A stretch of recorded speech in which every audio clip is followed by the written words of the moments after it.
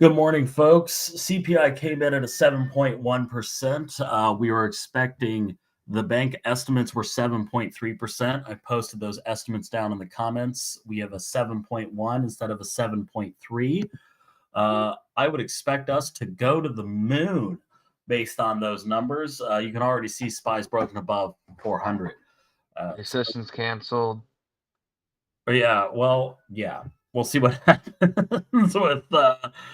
We'll see what happens as far as the hike. Still, we've got that looming. But, holy shit, that's 408.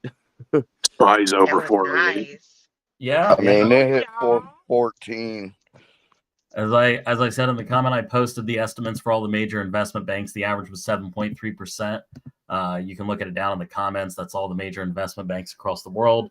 So it coming in below that at 7.1% means we're in for a trip to the moon. Sir, yes, sir. Calls today, right? So JP Morgan yesterday put out their little predictions. I think it's 7.1. They said they expected like a 5% move for SPY to the upside. Because I remember like 6.9 being like a 10% move to the upside, which I was like, that's absurd, but maybe. But I think they were saying something around like 5% at this print. I'll have to find it to be positive. Obviously, though, for those listening, that doesn't mean 5% move to the upside is like guaranteed locked in. So what you're saying is SPY 420 is possible. That's what I'm hearing. That's my takeaway from this. So what I'm saying is SPY 500 before the new year is guaranteed, and you should just buy those calls right now, collect all your money, and this is financial advice, and that's the truth. There you go. Nice, so a lottery ticket. Sweet.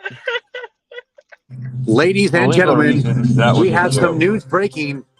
Scald, can you tell us about Sam? Sam, are you there? We're having some interconnections. Sam Hello? Bankman-Fried has been arrested. He's been arrested by the Bahamian authorities. The Department of Justice has charged him with wire fraud, conspiracy to commit wire fraud, securities fraud, conspiracy to commit securities fraud, and money laundering. This is very unfortunate because Opinion and I had just landed him for a WallStreetBets interview yesterday, and then he got arrested. So we'll have to postpone that interview by about 20 years or so, which is unfortunate. The hedgies were devoted to stopping us from learning the truth from SBF. They had to arrest him to stop him from coming onto WallStreetBets and exposing the corruption. It's probably his lawyer. It's probably his lawyer saying, "Please arrest him so he will shut up." Just imagine all the juicy shit he could have told us. But it's the timing. Yeah, the timing. I was on that Twitter space with him yesterday, and it was unreal because he basically step by step walked through what he did. And I was like, okay, step 1, you took an investor's money. Step 2, I reallocated that money to investments. Step 3, I took in more investor money to pay back the previous investors. And I'm like, so a literal Ponzi scheme. Got it. I mean, holy shit.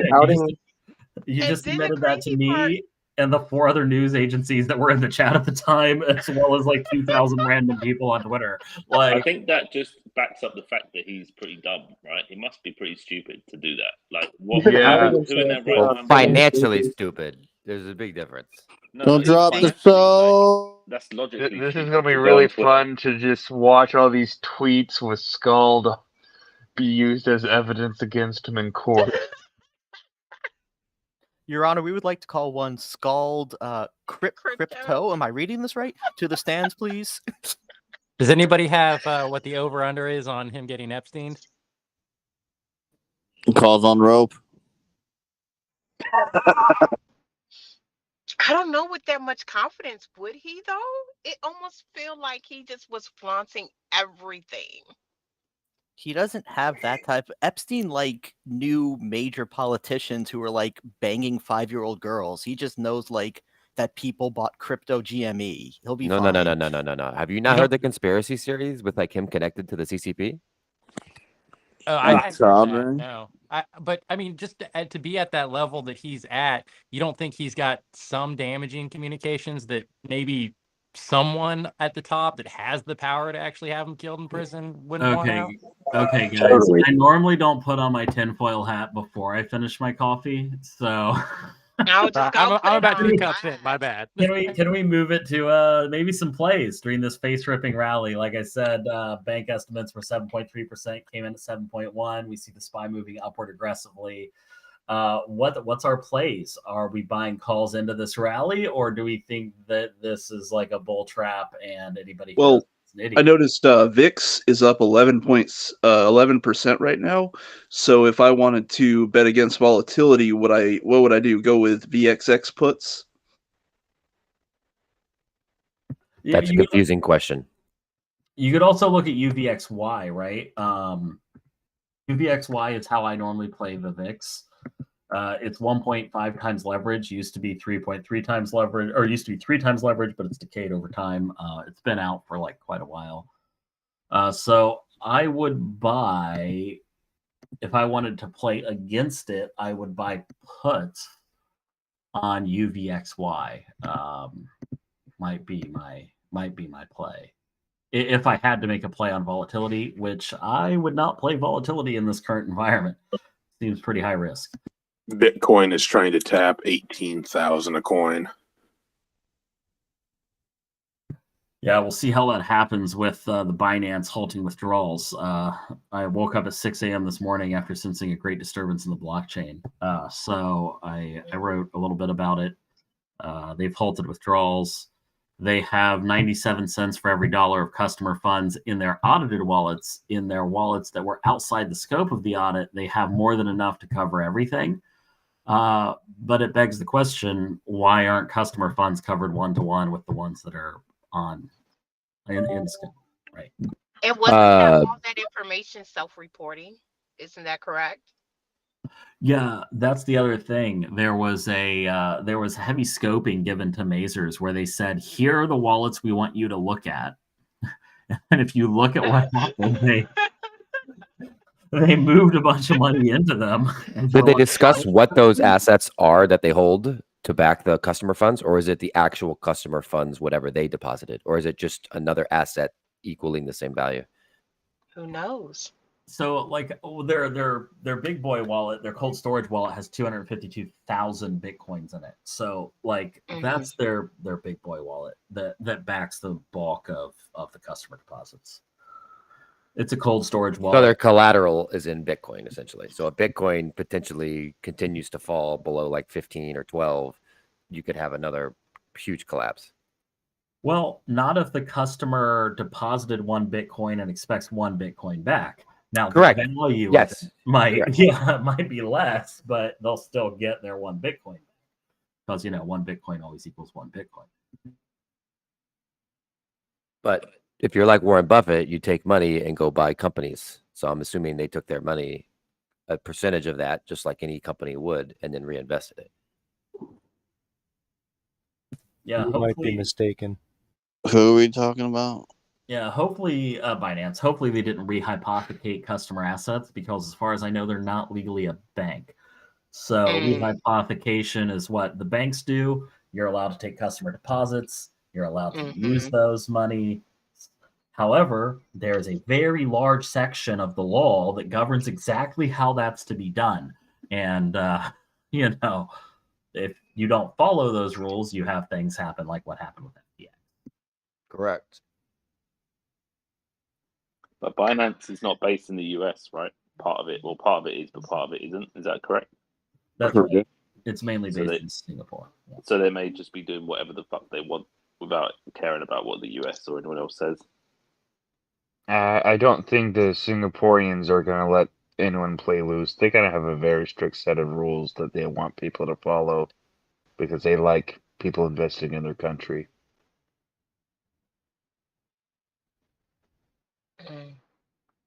Update on my EPR position. Not looking so great. I might double down on puts against them as they move upward. EPR is a REIT that is invested heavily in the entertainment sector. So they own like movie theaters and restaurants and things like that. They own the physical property. And so I'm just suspicious of this REIT. If you look at their history, they lost a massive amount of their value during COVID lockdowns. So if there is a recession still ahead, which there might not be based on this CPI report, But if there is still a recession ahead, I expect big downsies for this REIT compared to some of the others. I just looked at that chart. Oh my God. It went from $73 to $12 in like, I don't know, a couple weeks. Like, holy moly. Oh yeah. Yeah, it was very brutal. I'm not expecting a movement down to be like that dramatic this time, because a lot of their places that were entertainment venues closed due to COVID. But I do expect like downward movement if there is downward pressure on the housing and real estate markets. I expect these guys to also get hit because like who's going out to see a movie when their mortgage is on the line?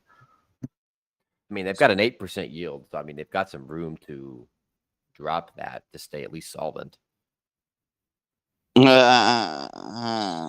Speaking of housing, still running hot at 0.6% per month. So if anybody's looking to play housing, be careful just because prices are still going up according to this on a month-by-month basis. SPY sitting at 410 now.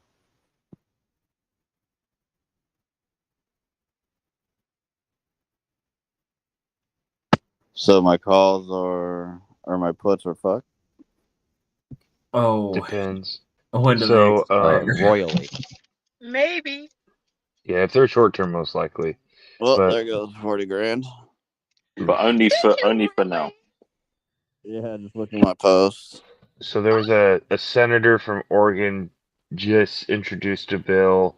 Don't know how far it's gonna get, but he introduced a bill that would ban hedge fund ownership of residential property. Nice.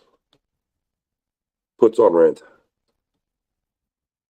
I would take the under on that. I don't think that's going to happen. Yeah, and what about REITs? I mean, their entire purpose is investing in property. I mean, and they are funds. How's that going to Well, work? it's specifically residential property, so like houses and that. Although I don't know how that's going to happen when those are literally the people who build all these giant apartment complexes in like New York and that. Yeah, I mean, it generally takes quite a bit of cheddar and dry powder to build, a 1,600 unit apartment complex. It's not like individuals, barring billionaires, have that kind of cash just sitting around. I don't think that law will go anywhere. Is it in committee or is it on the floor? Where's it at? Most likely it's probably in committee because he just introduced it, so it's probably got a ways to go. So if it gets anywhere, it could potentially cause some waves. But yeah, that would hit Blackstone pretty hard, no? Absolutely. I mean, I think it's interesting. I do. Normally, I don't really care about stuff in committee because like 90% of bills die into committee or something. Like, I don't know the actual number, but an insane amount of them never leave committee. But I do think it's interesting that there's at least talk about that. The fact that that idea is even being proposed, I think, is some pretty interesting information. yeah, I didn't read the bill or that. I just saw the post talking about how it had been introduced. So it would be interesting to see the legislation of that and what the language is, because I could imagine like a lot of them.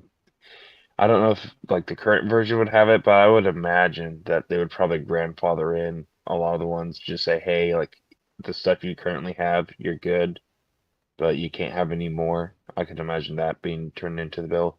But I think I'm with you in saying it's probably not going to go anywhere. I think it's a non-action action to put some downward pressure on rental prices in the country.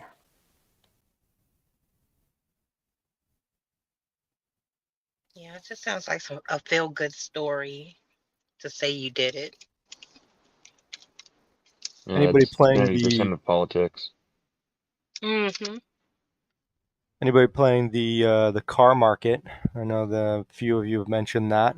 Numbers for used car and truck came in at negative 2.9%. This is the second month in a row where it's a negative 2% handle. And now we also have new car prices dropping month over month. So it doesn't look like that situation is going to get resolved anytime soon. No calls on Carvana, got. Carvana's up 8.4% this morning. It's moving, but Carvana's down there at $5.36 a share.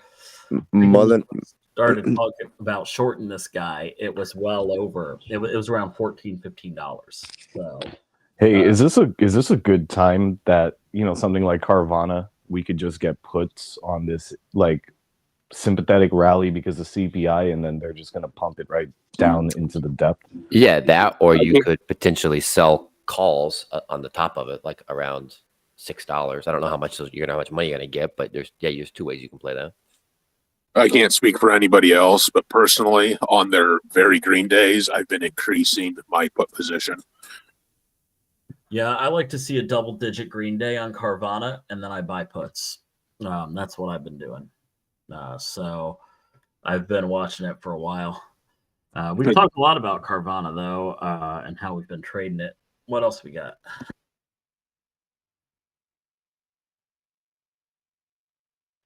Anyone? I'm in group. I'm in Berkshire Hathaway B.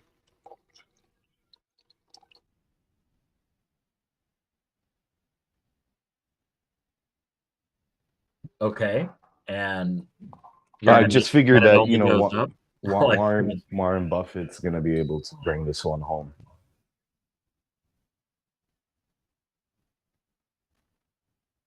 Anyone investing in prison stocks?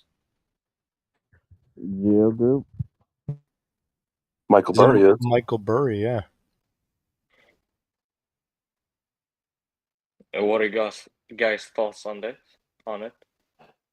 If Burry's in, it's probably a decent idea to throw a little money that way.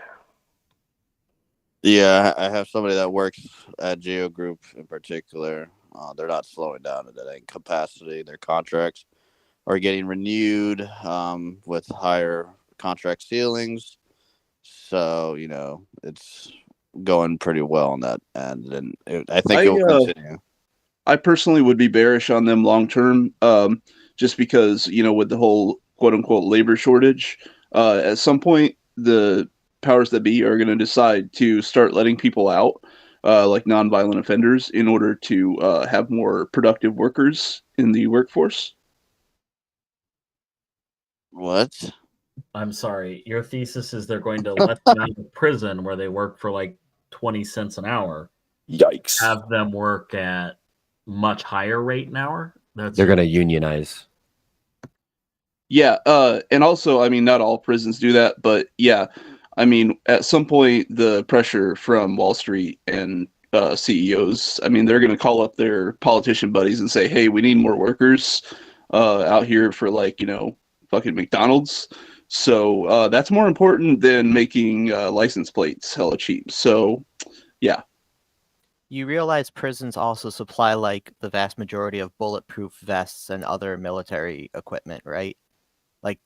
They do a ton of stuff that's very important for the economy as a cheap source. I'm honestly just being the devil's advocate here, guys. I'm not really. I don't really have calls or puts on either way. I don't care.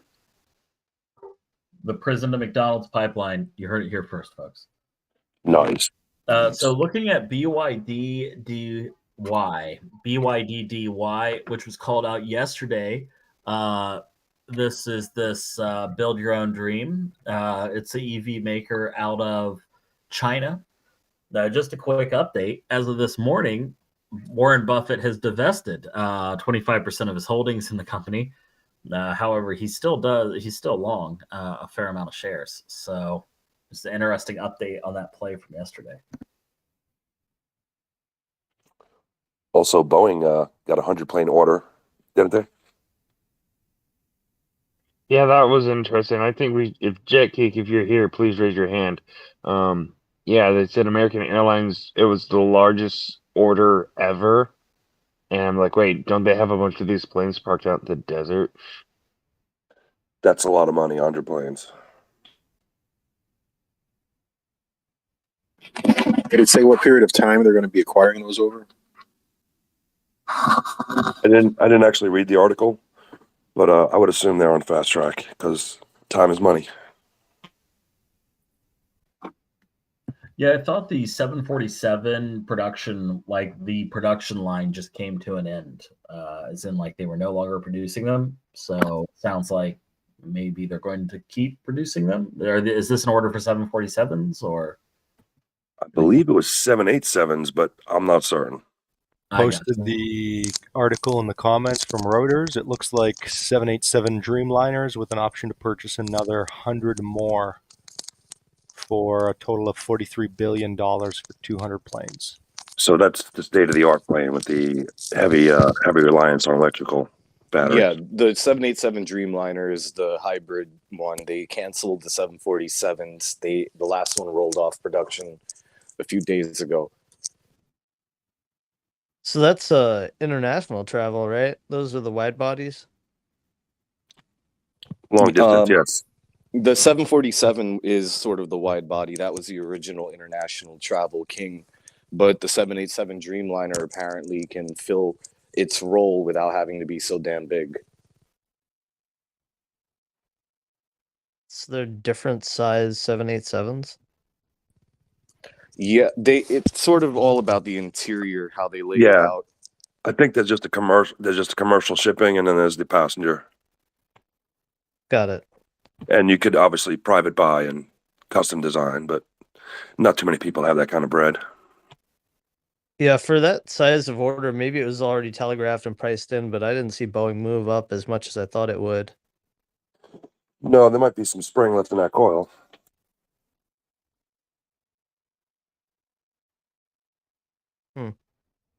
Yeah, Boeing's up No 2.8% pre-market, but a lot of stocks are up that much because of the CPI news. So it doesn't seem to be like it's moving up faster than most other companies. I'm thinking that we're literally looking at puts as soon as we let today play out, let it kind of run a little bit on CPI data, but I'm sure we're going to see another adjustment. Yeah, What do you mean by adjustment? What's Powell going to say at the press conference tomorrow, having seen this rally, right? He's trying to suppress markets? I wouldn't say he's trying to suppress markets, but I think it's going to be one of those like, okay, now everybody, don't start dancing. Yeah, that piece of shit's the reason why we keep rallying. Yeah, I would say the 75 basis hike, one school of thought would be that he might not do 75 points because CPI is actually starting to trend downward.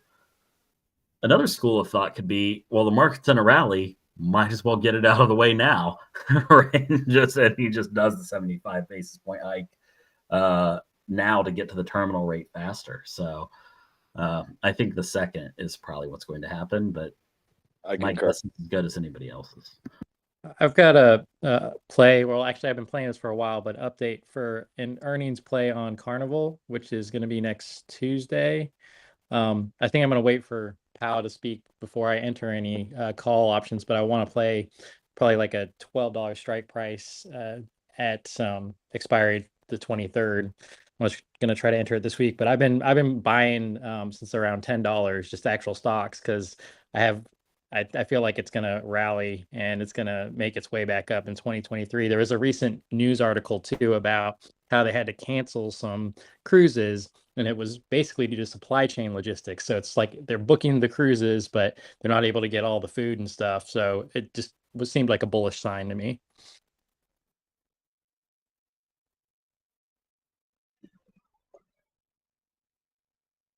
I mean, you've got a lot of resistance at around $10 there. I mean, you might, I don't know. I mean, you almost have like a triple.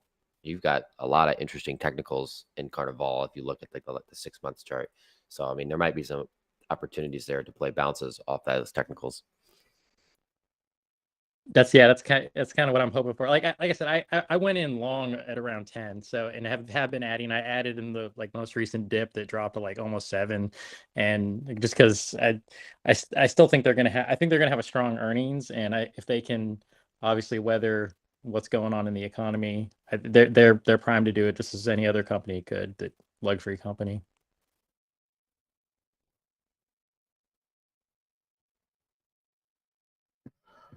So we've got FedEx, Nike, and BlackBerry all reporting after hours. Do we have any plays on these these earnings reports here? Anybody playing the earnings?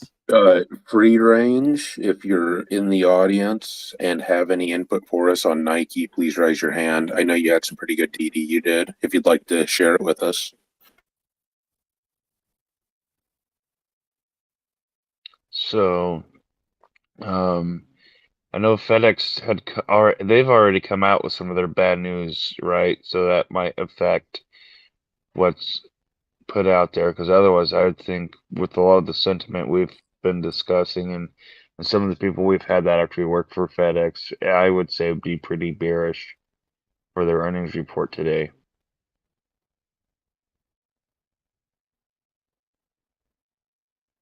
So are you buying puts, or you're buying puts on FedEx, or what's the play? I would expect that puts would be the play for FedEx earnings. I can't remember if they've already kind of said, oh, here's all of our bad news, because that would affect how much it's going to change. Yeah, so Hertz of stock was pretty bearish on them, wasn't he? Yeah, he was saying the air freight rates have fallen off a cliff. So, yeah, maybe bearish play on FedEx. Yeah, IV is currently at 43% right now. I mean, saving grace though may be the steeply reducing fuel prices though. I got some janitors that work in the sorting area and said they're quite busy, up to their chimney busy. Really? I heard, what was it? Did Sir Hertz of stock say UPS was laying people off or something? Or not in their sorting center. Yeah, there was talk on here a few days ago that UPS and FedEx were laying off their contract workers, as well as some of their route drivers, which is pretty interesting considering the time of year it is. You would not expect that. Yeah, this is the busiest 12 days of the year. Yeah, I think that was yesterday actually. We were talking, and the one guy's like, yeah, like they're sending people home early. It's not sounding good on that, at least on the contractor side. I think it's two things. One is they're trying to get money off the books for this year. And two, they've actually been holding off on doing this type of purge as defensively as possible for the last few years. It's kind of a running pattern in a lot of companies. They've been like very defensive in doing layoffs. And now they're just like, okay, we can do it safely and we can make it look like a good year.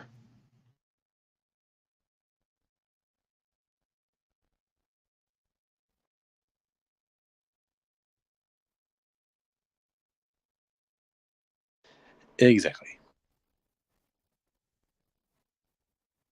I like selling puts on Nike. I think the consumer is going to do pretty well. China reopening, to whatever extent that happens, probably helpful for them. Plus, you don't get smashed with the IV crush.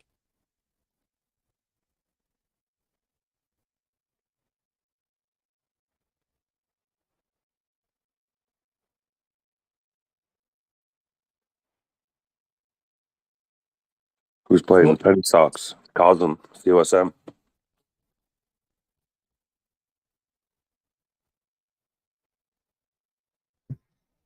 What's going on with them? I thought that pump and dump was over. Does it have a second pump? She's hoping. Oh, it's down 9% pre-market. Maybe it's going the other way. Or maybe it's the buy before with the way back up. I don't know. I haven't played it. AMC's up 6% this morning. Morning. Yeah, I think I'd like to follow this rally up a little bit with some Amazon. I think they've been beaten down enough for the short term, and they technically, it looks like they want to, they have that gap to fill, and they got some room to go up. Well, all the other big tech has already moved. They've been left behind. So if the rally continues, Amazon. You buying shares? Or you playing calls? I'm probably gonna buy calls. Yeah. How far out you looking? Probably end of the month.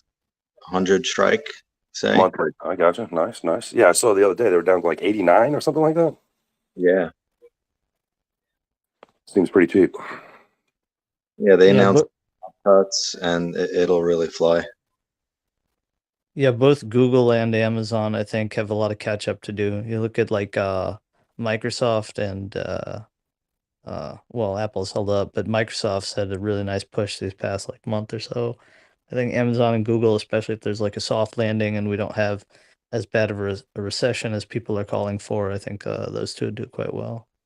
It's probably a good move amongst the big caps. Agreed. Another sneaky play, if you want to buy puts on DX, well, ZUUP, which we've talked about a little bit.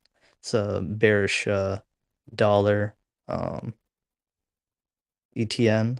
So I have a $28 put strike for 120.23. If you set a limit order in the morning, you might get a lucky fill. That thing will rip off the jump.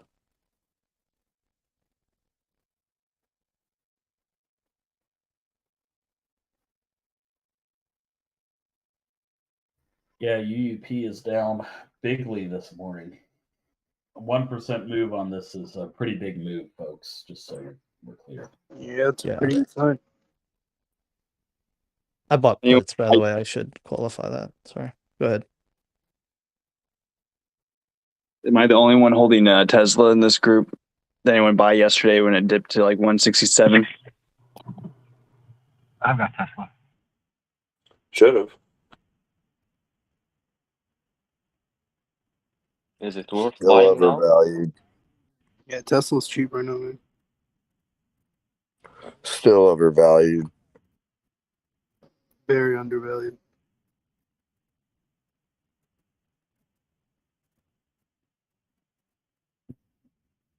You know, my price target to buy Tesla was a little lower than the 167, but did you pick it up yesterday? You picked up more yesterday, Lars? I did, but not at the bottom. I will say that I bought some at like 173. So yeah, I'm still happy, but could have got better. Yeah, you're still up nicely today. Tesla's up. Yeah, 5% I could honestly see Tesla hitting a 182 today. I at least. I mean, it's pretty darn oversold, but I mean, with all the fucking, if Elon Musk would just shut his fucking trap, but sorry. What about him getting booed at the Chappelle show? Yeah, that's not a good thing for sure. Definitely not a good thing. He's just not a good comedian, man. No, but that's usually the the hip crowd there too. So yeah, that's not a good indication. So who was it that had a bull case for Tesla that said it's still undervalued? I'm curious what metrics you're using. I think that was Kathy Wood.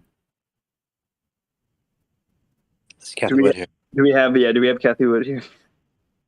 Yeah, hold on, let me get her. She's got her mouth full at the moment. This is her secretary speaking. She'll be busy for momentarily. This usually takes about a good 20 minutes or so. So 20 minutes. Dang. 2 minutes, boy. Yeah, good for you. 20 minutes. Shit. I don't know if that's a good thing for him or a bad thing for her, because obviously she's not very good at it. It takes 20 minutes.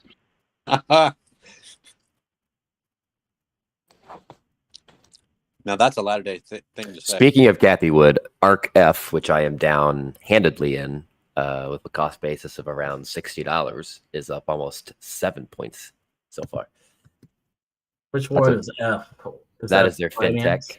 Yeah, it's their fintech, which owns, SoFi, PayPal. It's actually like, I don't know. I think it's a really good fund, but it just was, as an idiot, it just was so overvalued that you're just blind at the time. But it owns a lot of good companies, in my opinion.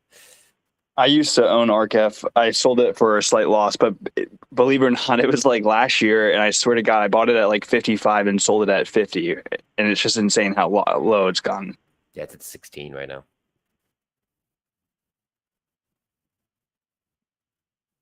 Listen, that was a long-term hold. Long-term zero. Yeah, potentially. This is God reporting. I was called. for these for these long term holds you guys do, like, do you ever consider tax loss harvesting and then rebuying, like after the watch sale period? Yeah, I did that last year because I had gains in crypto, so I sold many of many losses last year to cover my ass on crypto. But then you rebought after, or you kind of got No, not really. You just move it elsewhere. I mean, in theory, that's a good play if you really do want to rebuy ARCF. You just have to wait. I don't know the exact day. I think it's like 32 days or 31 days. 31st day you rebuy. It's the 31st. Yeah. But there's other ways you could do that. I mean, if you're going to play it long now, you might be better off buying, like, just being synthetic logs with through options. I don't know if holding the shares long term is actually the play on any of this shit nowadays.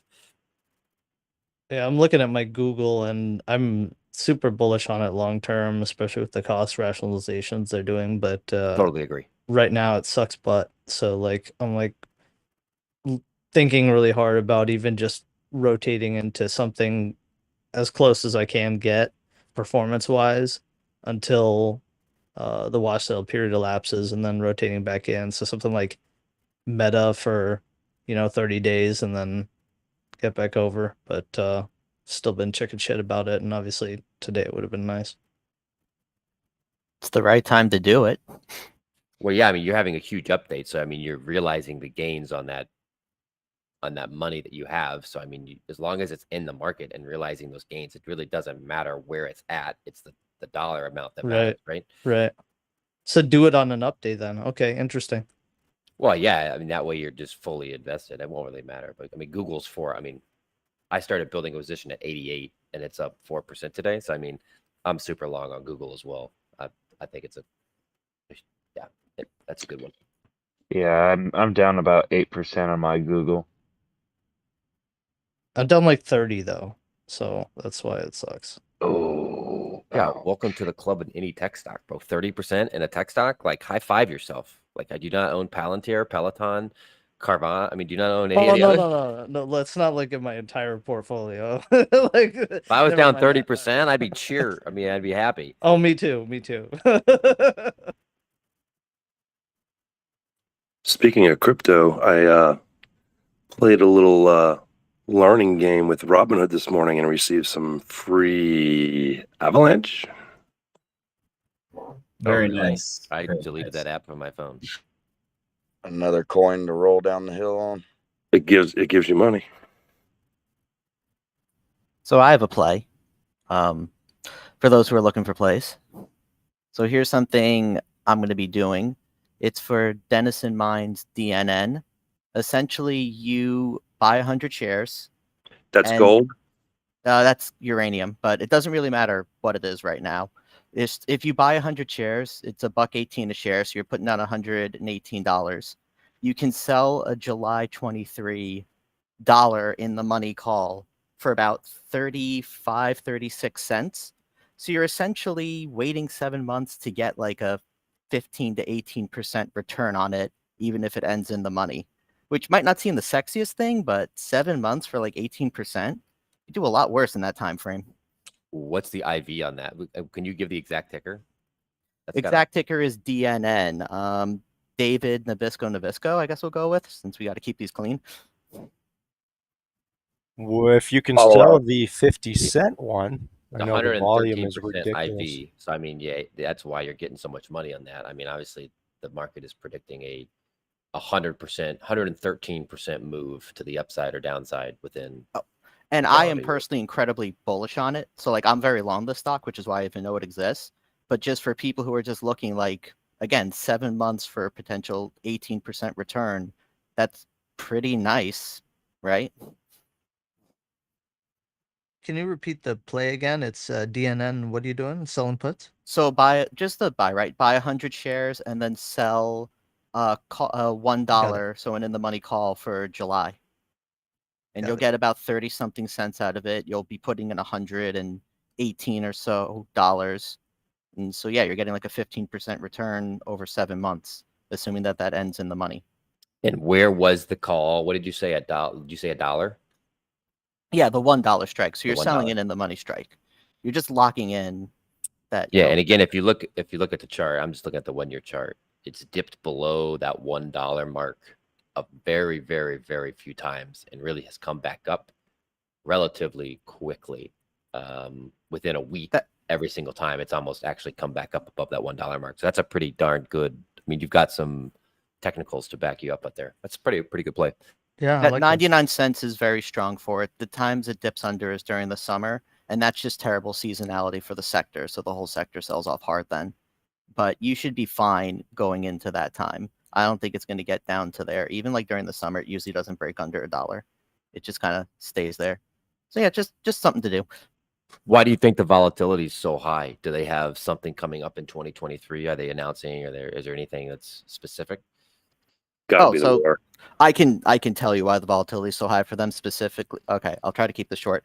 Essentially, they're working on a unique mining method in Canada that they have pretty much, I don't want to say fully proven out, but strongly proven out. They just finished yesterday kind of proving out more or less that they can do it. So that's what's got them predicted to jump a good amount, depending on like what analyst you're looking at. I think Cantor Fitzgerald yesterday has them for like $4 by next year. So that's kind of like their thing, is they have a new mining method that could be a big deal. But you don't need to bet on that. This is just go get 15% returns. Do they have like crazy shareholder dilution or something, or? There's been some dilution, but they haven't been diluting for a while. But it's the sector that's been down, so there was like the whole sector's been. Cool. Coinbase up bigly. Check out Coinbase, folks. What do we think of that? Being on Justice Served. Good morning, everyone. Time to buy puts. I think the general consensus today is going to be that with this nice Santa rally on CPI, I'm going Coinbase puts. Yeah, AMC's I agree. today too. I was looking at SI puts and Credit Suisse puts, although Credit Suisse is not nearly up as much as I was hoping it would be, along with the other banking sector. Why would you go puts on Credit Suisse? Because they're falling apart. I think that news is already baked in, right? And if they're getting a bunch of money from the Saudis and they're spinning off their investment bank, which is like why they were losing so much money, they'll only have the like stable wealth management business, right? And if you get a weakening dollar on the back of our interest rates starting to plateau and maybe Europe catching up, it seems sort of structurally bullish for European banks. And I mean, these guys have the biggest room to the upside. There's not much downside from here, right? You can only spin off your investment bank once. Yeah, I heard that a few months ago, and they've still fallen even more. And I was hoping for a big pop to enter, but it's not nearly. It's like up like maybe 0.29%. So I was hoping for a good entry, but it's looking like I'm not going to get it. Yeah, I think a lot of that news happened in the past like week or two, because I entered in a very large way to Credit Suisse when I heard about MBS looking to infuse a bunch of money in the bank, and they're looking at spinning off the Boston group, the investment banking group. Yeah, and I speaking go of against your Saudi, puts in a big way, but yeah, go for it. well, I was thinking about it, but I'm not going to go into it. I was hoping that they'd go higher on this inflation spike. But anyways, the other thing, speaking of Saudis, is petrodollar trading with China, and you can see that silver's been rallying for the past month. It's up like 20%, and I think it's going to continue as the world gets crazier here. Yeah, with the weaker dollar and a plateauing interest rate, anyone who's still worried about inflation is going to go heavy on gold and silver, I think. So, yeah, calls on silver sound like a pretty good idea. I think I talked about this last week as well. The calls are still underpriced, so probably still What does everybody think of Shopify, by the way? I'm looking at some short-term puts, maybe 2 months out.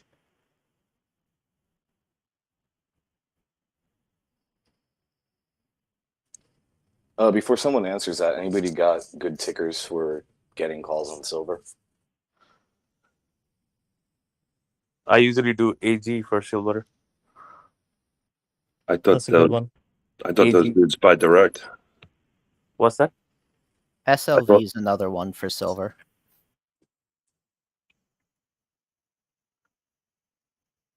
Unless you want like individual companies. No, thanks for SLV.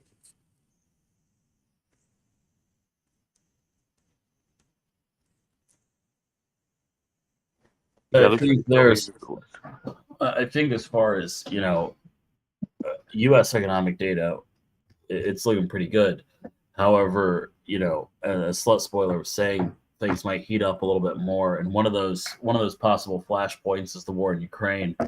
There's been a pretty persistent rumor going around that Russia plans to draft somewhere between 1 and 2 million people, with the median estimate being 1.2 million people being drafted. That is going to lead to some chaos in the markets if the war heats up to that degree.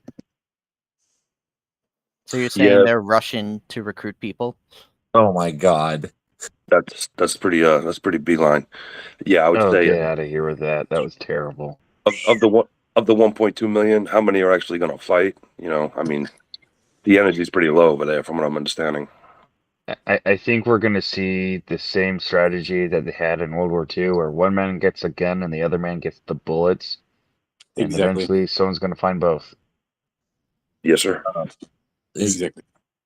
Russia can pump out weapons faster than anybody else. They're an AK-47, But they're Russian weapons. Yeah, we're talking about plywood with the. I've made an AK out of a car hood. It's not that hard at all.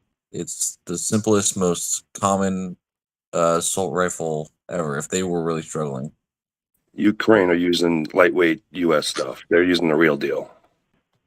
Yeah, I think between the weapons differential and also the Russians getting conscripted are going to be quite like recalcitrant fighters. I think you're going to have a lot of casualties on the Russian side, and then the Russian mothers are going to come in and really,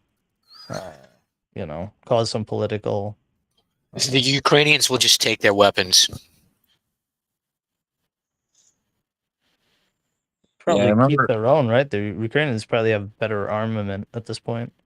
So, not to switch topics or anything, but there is speculation that TSM has a semiconductor manufacturer in Arizona due to the fact that there might be some movement from China to talk about delegations with Thailand.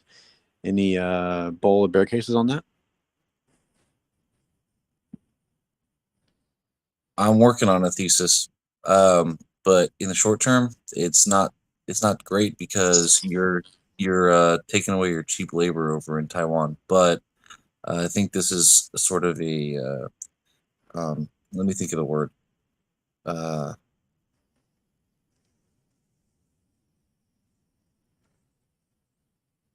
Next on Jeopardy. It's early over here on the West Coast. Like capitulation or an amiable agreement where they're going to allow China to get some of those chip manufacturers because China's so dependent on chips, it's ridiculous. But America's going to be working on the leading edge, top notch. Canada is one of the Power 5 allies. They're in line. They're at the head of line. America's going to be making the leading edge chips And supplying them to Canada, the UK, Australia, and New Zealand. And to China. I think that America's going to be making these really fancy chips for China's surveillance system and future AI projects over in China as well. They're going to get these older Taiwan Semiconductor 5-nanometer chips. We're going to have 3, theoretically 2. I still have a bull case on China. I still think China's year is going to be 2023.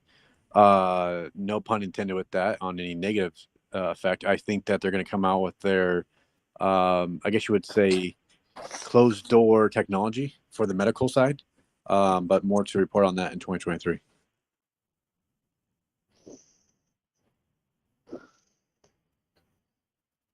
As for the case of the Nicholas stock, how do you guys feel about that going forward? It's really We're funny. mostly downhill. Yeah, I just got a notification saying like it's up 5% in pre-market. So I don't feel particularly inclined to having some activity with it, but I think it seems to have reached its low for now. I don't know if it can go much lower than this. No, just you have to just tilt your screen. That way it can go lower. I mean, Yeah, that's a good strategy. Might as well eat crayons, right?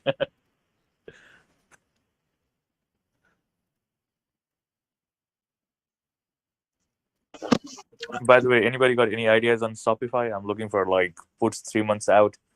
Looks like $30 is its solid bottom. It's right now at 40. What do you guys think? I don't know if playing Shopify during the holiday season, when I can imagine they're probably going to have one of their best quarters. I don't know, maybe 2 months out, you could be right, but Yeah, Online, I thought the online. business for holiday season would already be baked into by now, right? Because they did the forecast for holidays in the last quarter announcement. So whatever forecast they had for holidays, that was already baked into the quarterly call they had previously. Not if there's a 10% jump in sales in the quarter. yeah, Yeah, like if if all there of a sudden people are shopping this holiday season and Shopify gets a complete blowout, you can't bake that in. yeah, that is Online true. I guess sales. unexpected things are already there. Online sales has increased every year, but consumer spending overall is going down, and people using credit is going up. So, I think it's bullish for Shopify. I think that because Black Friday physically it was a bad turnout, that online sales are going to be up. I see. I do want to let everybody know also that U.S. regulators are in final talks with PwC, KPMG over audits of mainland firms in China. So there was over 168 firms that were audited, and they are done with those audits, and so we shall see that report today or tomorrow.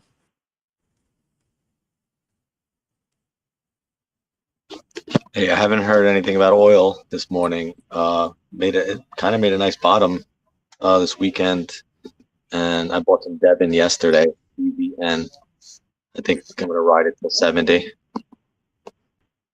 You guys see gas prices? They're absolutely cratering day after day. Like at the pump. It's kind of impressive.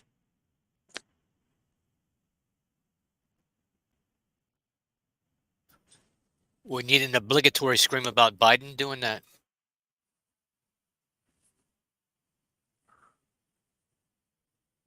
Just some points that I don't know much about this, but I do know that South America oil has been turned back on, and America's importing from them. And the second thing is I forget. Nice. Yeah, but sounds like isn't he a good healthcare place? Seems like we need some healthcare in the audience here. UNH is the gorilla in the room. Well, I don't know, but one last thing I wanted to say was my thesis on SI. Now that Sam Bankman-Fried's been arrested, I think he's going to rat on everybody who's involved, and they were quite heavily involved with FTX.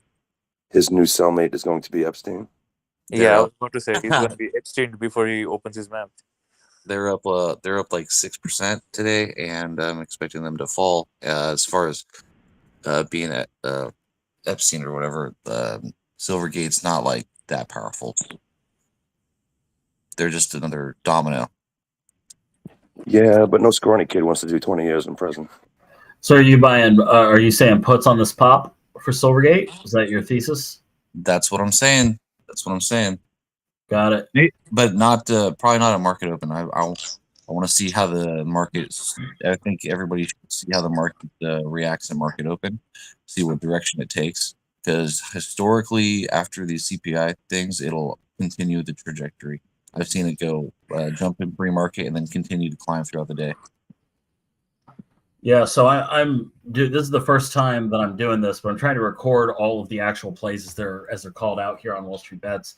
I'm just noticing that Coinbase, UUP, FedEx, Silvergate, on all these guys, it's buy puts on the pop.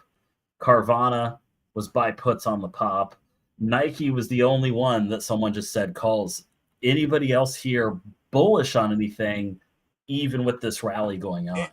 HZNP and COUP I'm bullish on. Is Tesla really down? Tesla's up 5% pre-market. I think we're bullish on silver as well. Bullish on FLNG. Have been. I'm bullish on Mullen Automotive. I'm still bullish on BYD Automotive, even with Warren's news. I'm bullish on Solo, SOLO. The guy who's bullish on Mullen, why? Just because they're having an event coming up on the 20th, and I feel like it'll eventually go up, even if it's like a couple cents or even $1. It's just a gut feeling. So is that a short-term or a long-term bullish on that? Long-term. All right. Good luck. We got 1 more minute. Yeah, I wanna. There's a company called Ball. Someone brought it up yesterday, dealing with aluminum. I've been looking into Ball, BALL. What will the VIX shoot up in the middle of this?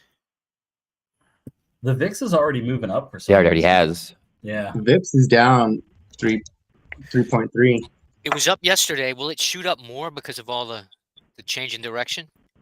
It was up this morning. VIX has a directional bias to the downside. That's market open, folks.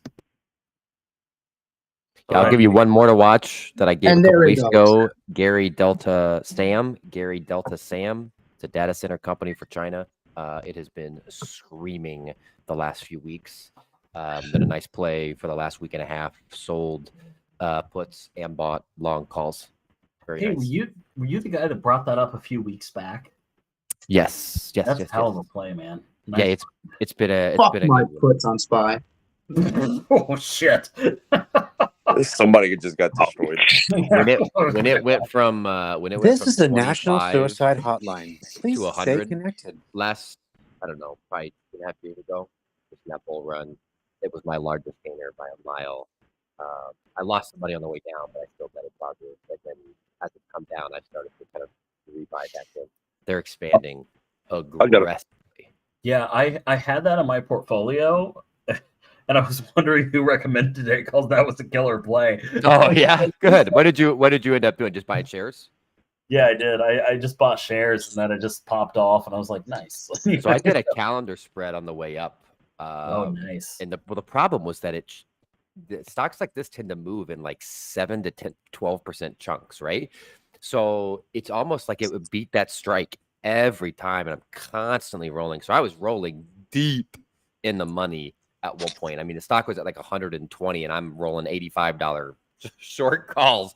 So when it dropped, it was a huge benefit. I made like $22,000 on a short call because I was so deep in the money. So it ended up netting out in the end. But when you get deep, calendar spreads, if the stock rises on you, it's kind of a weird position to be in. What's that ticker again? Gary Delta Sam. I don't know if it's the largest data center company. They're very leveraged, which is the negative about them. There's a lot of people that say they have too much debt, but they're essentially just expanding literally as fast as they can. They're acquiring current data center companies, and they're acquiring land to build on additional data center companies.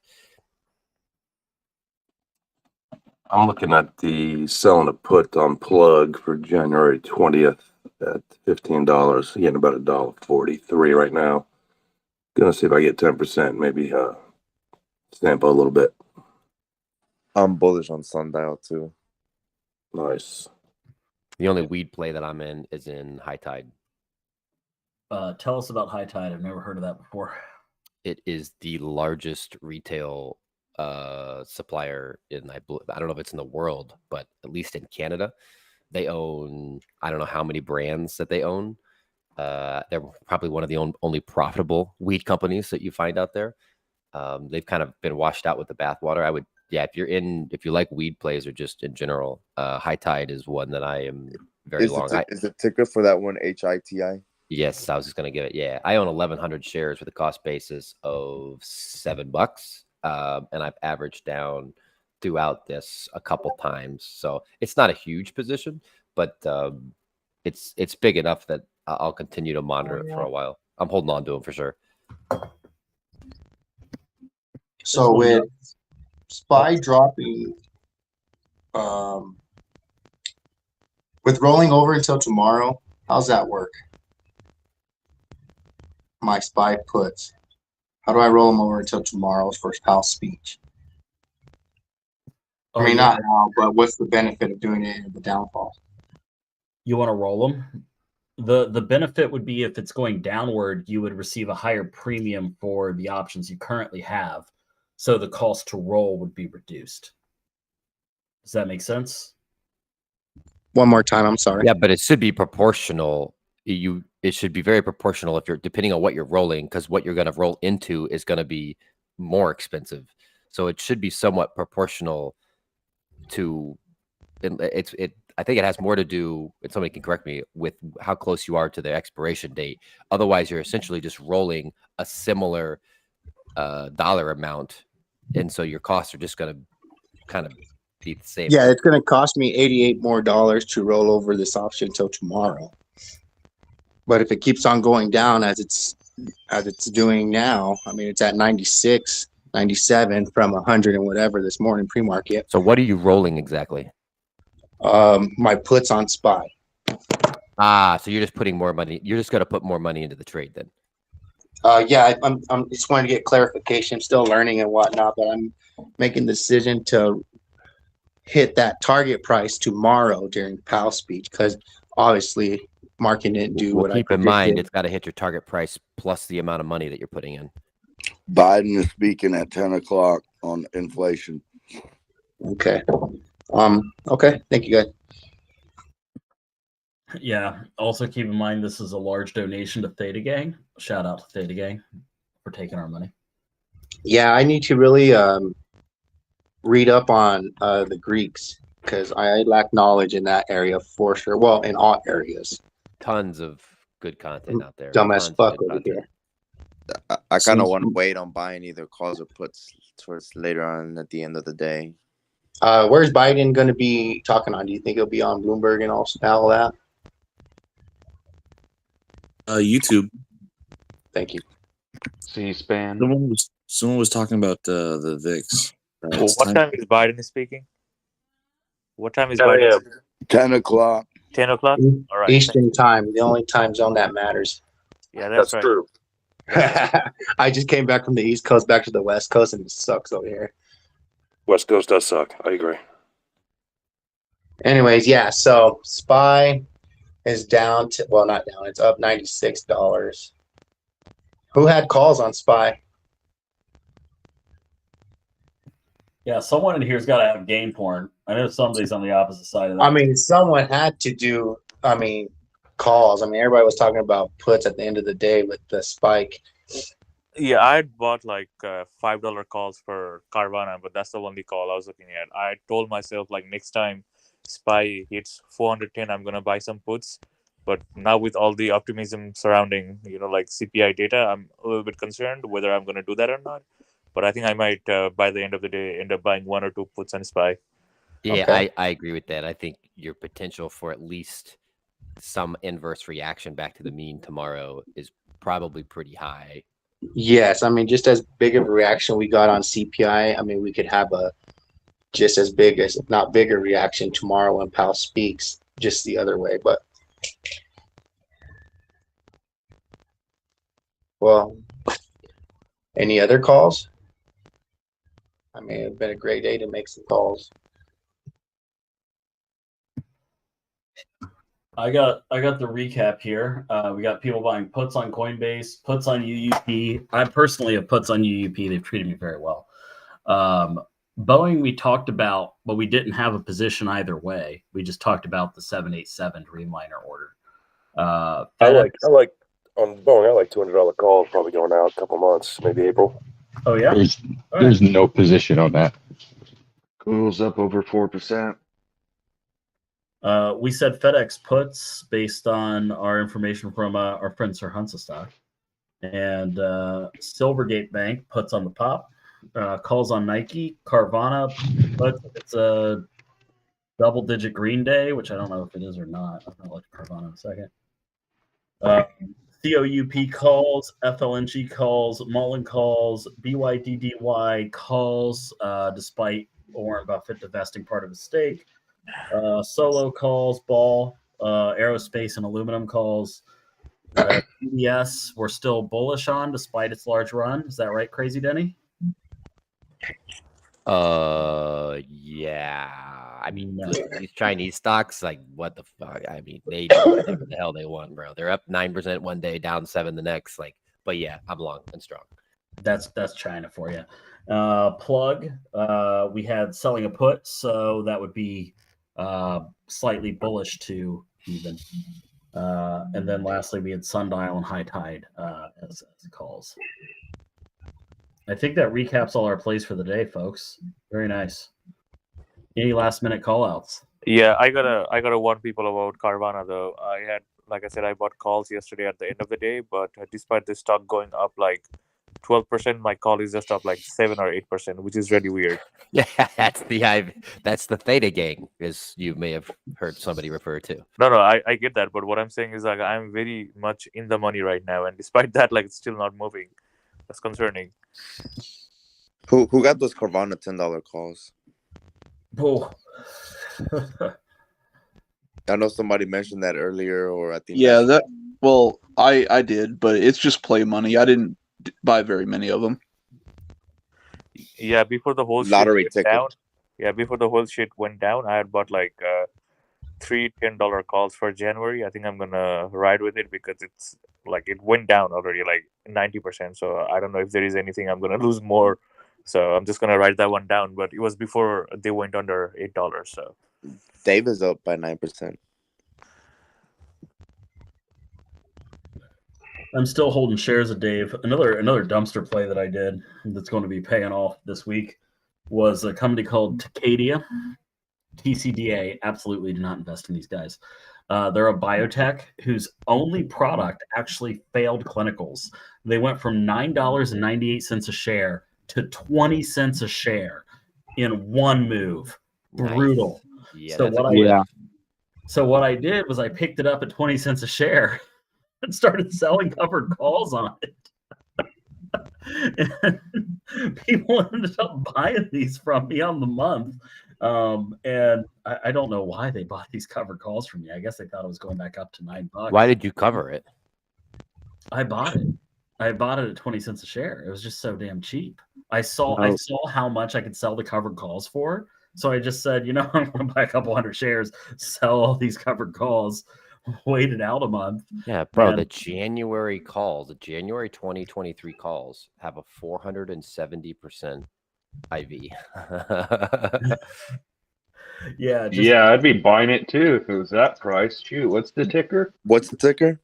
Oh, it's Tacadia, TCDA. Now, keep in mind, guys, these guys are going to go bankrupt. I'm not mincing words here. They're in a terrible position. So the play that I've been making on these guys is, can I sell enough covered calls before the stock goes to zero? Well, yeah. What are you making on those calls? I mean, like are you selling long dated calls? Because like the short ones you can't even get 5 cents for them.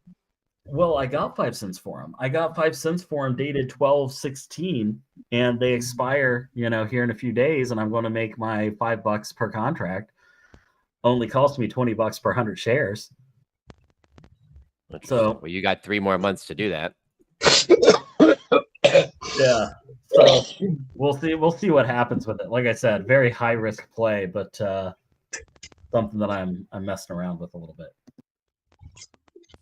Hey, for the guy that has options in the money and is still losing money, by the way, that options that are in the money have both intrinsic and extrinsic value. So you're probably losing money on the extrinsic value. That's why you're not gaining a ton of money, even though your option is in the money. And Speaking of in the money stocks, I did miss one company off of all of our plays today. What was that mining stock? Was it Denison Mining, DNN? Was that it? Yeah, that's correct. And it was selling calls, right? Buying shares. selling calls? He was no, I think he was actually selling. Buy He was shares, doing selling calls. rights. He was doing buy rights. Correct. Yeah, rights. buy rights. Yeah. Yeah. What, Okay. what about plugs, Gold? I got plug that you were selling puts on it. Is that right? Yes, sir. Nice. Yeah. So the reason I'm doing this is I've been talking with Opinion is Unpopular. I've set up a streaming studio here in my house. So hopefully at some point in the near future, I'll be streaming these to the WallStreetBets Twitch and YouTube channels. And I'll actually be reviewing all of our plays after market opens and pulling up the charts and doing some analysis on all of them. I like it. I'll subscribe. Hey, Skull, did you ever make it to Investor Day at Workhorse? Oh, I did not. Did you watch it? I emailed them and said, "Can I come?" They said no. I didn't So have look- the analysts. So look, guys, I've been watching this, and I hear you guys talking about Mulan, BYDDF. I paid attention to BYDDF for a couple years now. Neo, I've watched that for a few years. What do you think about Fisker?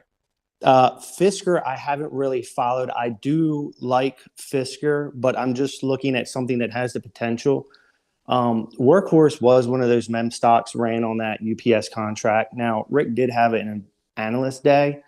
Right now, analysts are putting it around $4.50. It is currently sitting at $1.90, so that's still 100% upside. Guy's burning $9 million a month in overhead, has $120 million in the bank, and is looking to start. It's a decent runway. That's like It's a that's year and decent a half. runway. The dude is executing. He comes from the background. I think he has connections. I think they really are going to be the first to the class 4. Now, people don't understand the class of vehicles that are out there, class 1, 2, 3, 4, 5, 6, 7, 8. Now you have Tesla and you have Nikola doing the semis, but nobody is in this class 4 to 5 range. Now they started this stalls to stables where they basically said, hey, FedEx, give us a route. We're going to buy it from you. We're going to set up a base at your facility, and then we're going to prove to you how much money we can save you. Now, this guy right now took over this company last July. It's a shit company. He went and he told us on Analyst Day, he says, I went to the guys, I said, how long until you can give me a new vehicle that's safe and we can move to production? They said 20 months. He's been in-house 20 months. They are moving to production. Their facility looks top of the line. I don't know what the production will be on a yearly basis, because obviously that's going to be how much they can make tops, right? How many vehicles can they produce maximum 24 hours a day, 7 days a week? I would say out of that facility, they have probably maybe somewhere around the $12,000 to $15,000 or 12 to 15,000 unit mark. He's working with Tropos. I call them golf carts, basically building them, trying to make money. He's signed a deal with Green Power to get a rolling chassis. The guy knows he needs to make revenue. He's trying to make revenue in the meantime before he starts up his own manufacturing on their own 100% made in-house vehicles. The stock hit $1.74. It's heavily shorted down. I don't know where it's at. It hit $1.74 like last week, I believe. We're currently up 7% today. I'm just throwing it out there. I'm in it. I'm 10,000 shares deep. I am about 30% underwater on this. I bought it around 5. I didn't think it would sink anymore, but goddamn if it ain't gone down. But I've been DCAing. Just wanted to throw it out there. I'm in a couple other hydrogen plays, stuff like that. But just wanted to throw that out there to you guys. Where do they manufacture? Are they like right there in Michigan? Indiana, 100% It is USA. Yeah. It is in what, northern Indiana, like Elkhart? Yep. And on top of that, you're not even talking the drones. So apparently there's something going on with the drones, but I'm not even talking about that. I'm just talking about their vehicles they're manufacturing right now. So they do have something going on with their drone business. You feel free to dig in deeper, but feel free to dig in a little bit deeper. It seems like solid. I mean, at this price, it seems like a solid price. What's the ticker again? WKHS. Sounds very familiar to the story of Elon Musk. It does it not? And that's what I'm trying to tell you guys. And it hit $1.74. Now I'm on a few of the boards. there is some heavy holders in this stock. Day traders are loving this because it's swinging. Ticker again? So it's WKHS. Yeah, TD says it's Workhorse. 32%. Yeah, 32% held by institutions, and short interest as of 11/30, which is pretty long ago, was 25%. Yep. Now I heard That's retail it. holds about 53% of this, so I don't know. I'm 10,000 deep myself. It's just one of my plays, up 7.2% now. It will swing. It has swung. I didn't think it would break the 210 mark, but it broke the 210 mark last week. Sorry, It broke its resistance.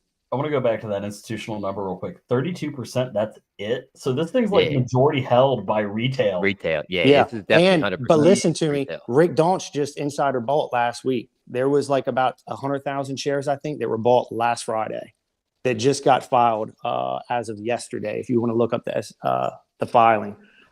These are the guys a few years ago that had a contract that were like Yes. running for a contract with the Postal Service, right? And they didn't get it, right? By Okay. old management, exactly. And it turned out the vehicle that they were trying to sell to the UPS didn't really exist.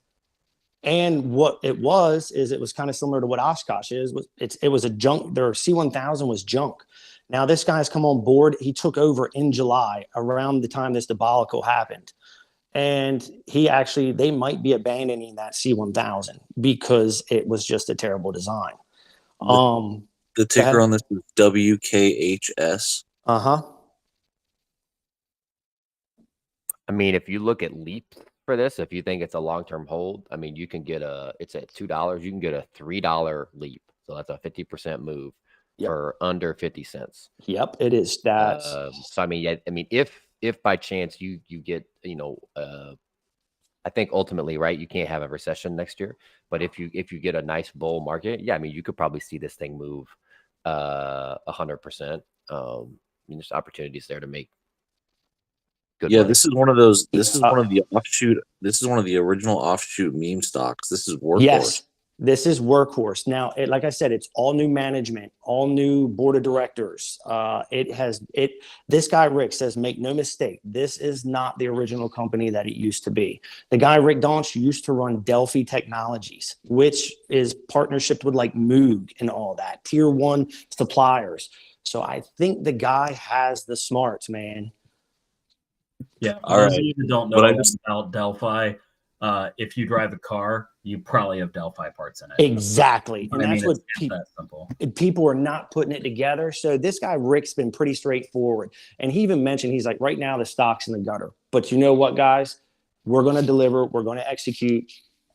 Just pay attention. This is the new and improved Workhorse. Now, there's a couple videos on YouTube that there's some guys that are like heavily into this, flying over this facility. One was just posted. I haven't looked at it yet today.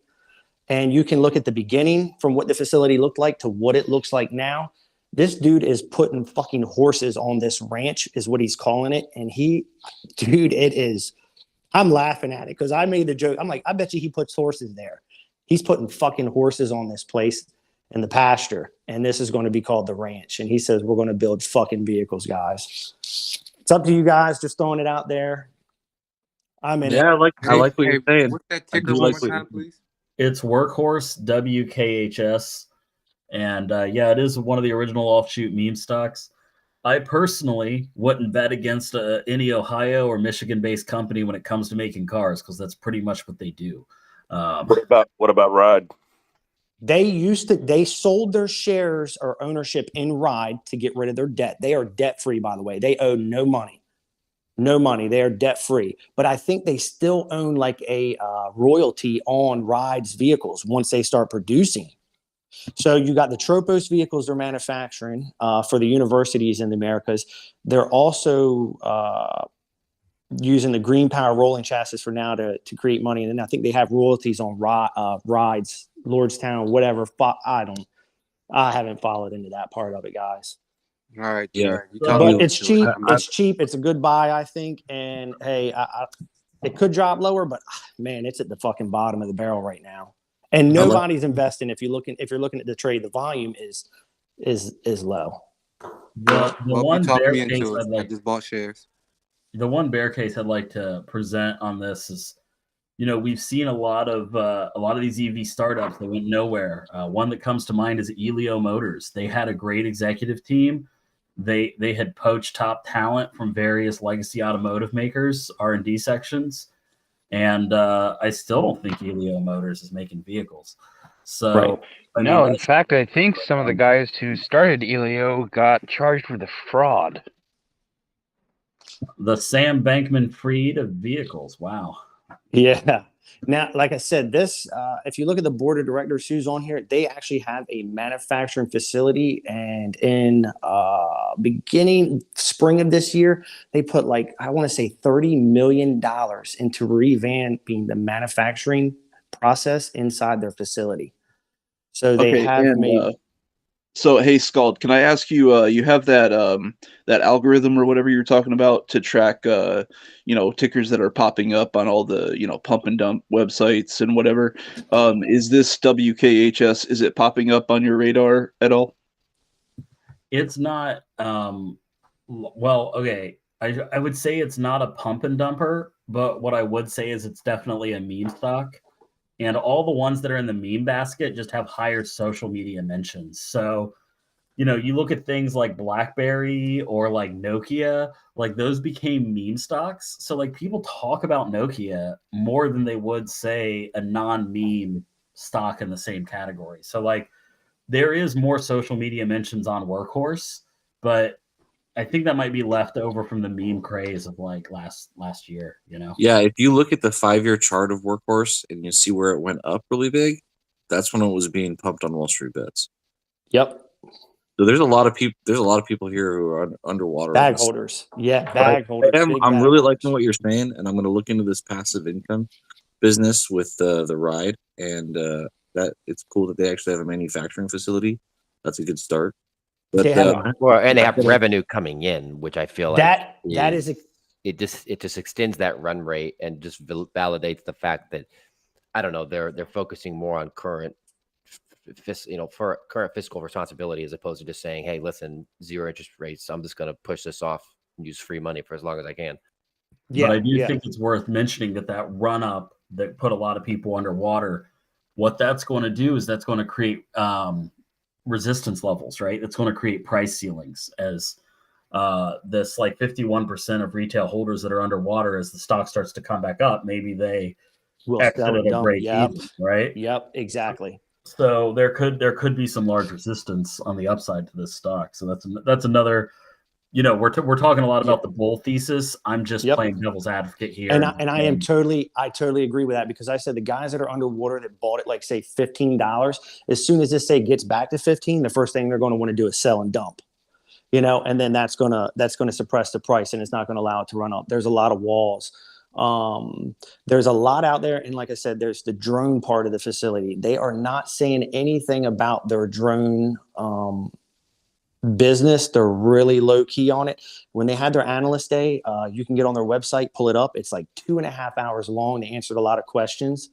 That guy basically got on there and he says, look, I've talked to all 3 major shipping companies and they all have acronyms. I don't have to mention them. He said, but every one of them told me if I can produce it, they will buy it. Now that can be a smoke show, but the guy has had no revenue. And this, I think, is the start of revenue coming in. Where do you listen to analysts coverage like that? Because on their website, so you go to the actual website. Okay. Yep. I went to the website, and it's on there for investors. And they're on YouTube, and they will post a couple videos every now and then.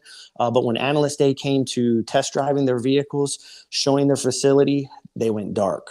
And I can understand why, because in our manufacturing facility, we don't allow people to take pictures or have cameras. It's just, you don't want people inside your facility. I sell into the industrial market. But God, I wanted to see it. So all the videos you see right now, it looks nice. I'm just throwing it out there, guys. We all want to make money. We all do. But thanks for your time, and I appreciate everything. And I listen to you guys every day. Yeah, thanks for joining us, man. And thanks for all the DD on Workhorse. Like, we appreciate it. And it's obvious when someone's done a deep dive into the stock like this, it's really useful to have you come up and share your information, because it would take us hours to do this research, and you've already done it and can share it with us in like 10 minutes. And it's appreciated. Yeah, I was a Yeah, little and it scared at first. was I didn't want to sound like actually detailed. ASTS. Oh Satellite gosh. guy. Oh, you know Satellite Man. Oh, good. Yeah, I listened. I listened. I followed that stock. I saw it run up, and then I saw it come back down. But I missed that guy, the Satellite Man. yeah, yeah. So good luck, gentlemen. Let's make some money. Yes. So if you have like a small stock, the way he just presented that is exactly what we want. We want it's real. We don't want it's really cheap, and I think it's going to go up. So you should all buy it. That is not DD. What he had was DD. He also had bear cases on a stock he's bullish on. That is what we want, people. Yeah, absolutely. That was really well done. I'll have to Speaking of something, get over to that facility. They have a manufacturing facility in Union City, Indiana, and I go into Winchester, which is like, I don't know, maybe 15 minutes west of there. So I'll do a drive by at some point, probably in the next 2 or 3 weeks, and go check it out, see if I can get inside the back door. Like I just said, there's a video on YouTube. If you search Workhorse Flying Squirrel, I don't know who this guy is, but his name's like Flying Squirrel, and he just posted another flyover. He does like one flyover a month on this place. So I'm gonna smooth brain it up a little bit here, folks. We got pretty wrinkle brained there for a minute. BBBY, Bed Bath and Beyond, it's popping along with all the other stocks on this SPY rally. However, I just want to point out that Thursday before open, Bed Bath and Beyond will be reporting its earnings. So I'm looking at buying puts on Bed Bath and Beyond on this Friday. I don't know about this Friday expiry. I might go a week out to give me a little room. I have a February 2023 $1 put. When are the earnings? Is what I meant, Scald.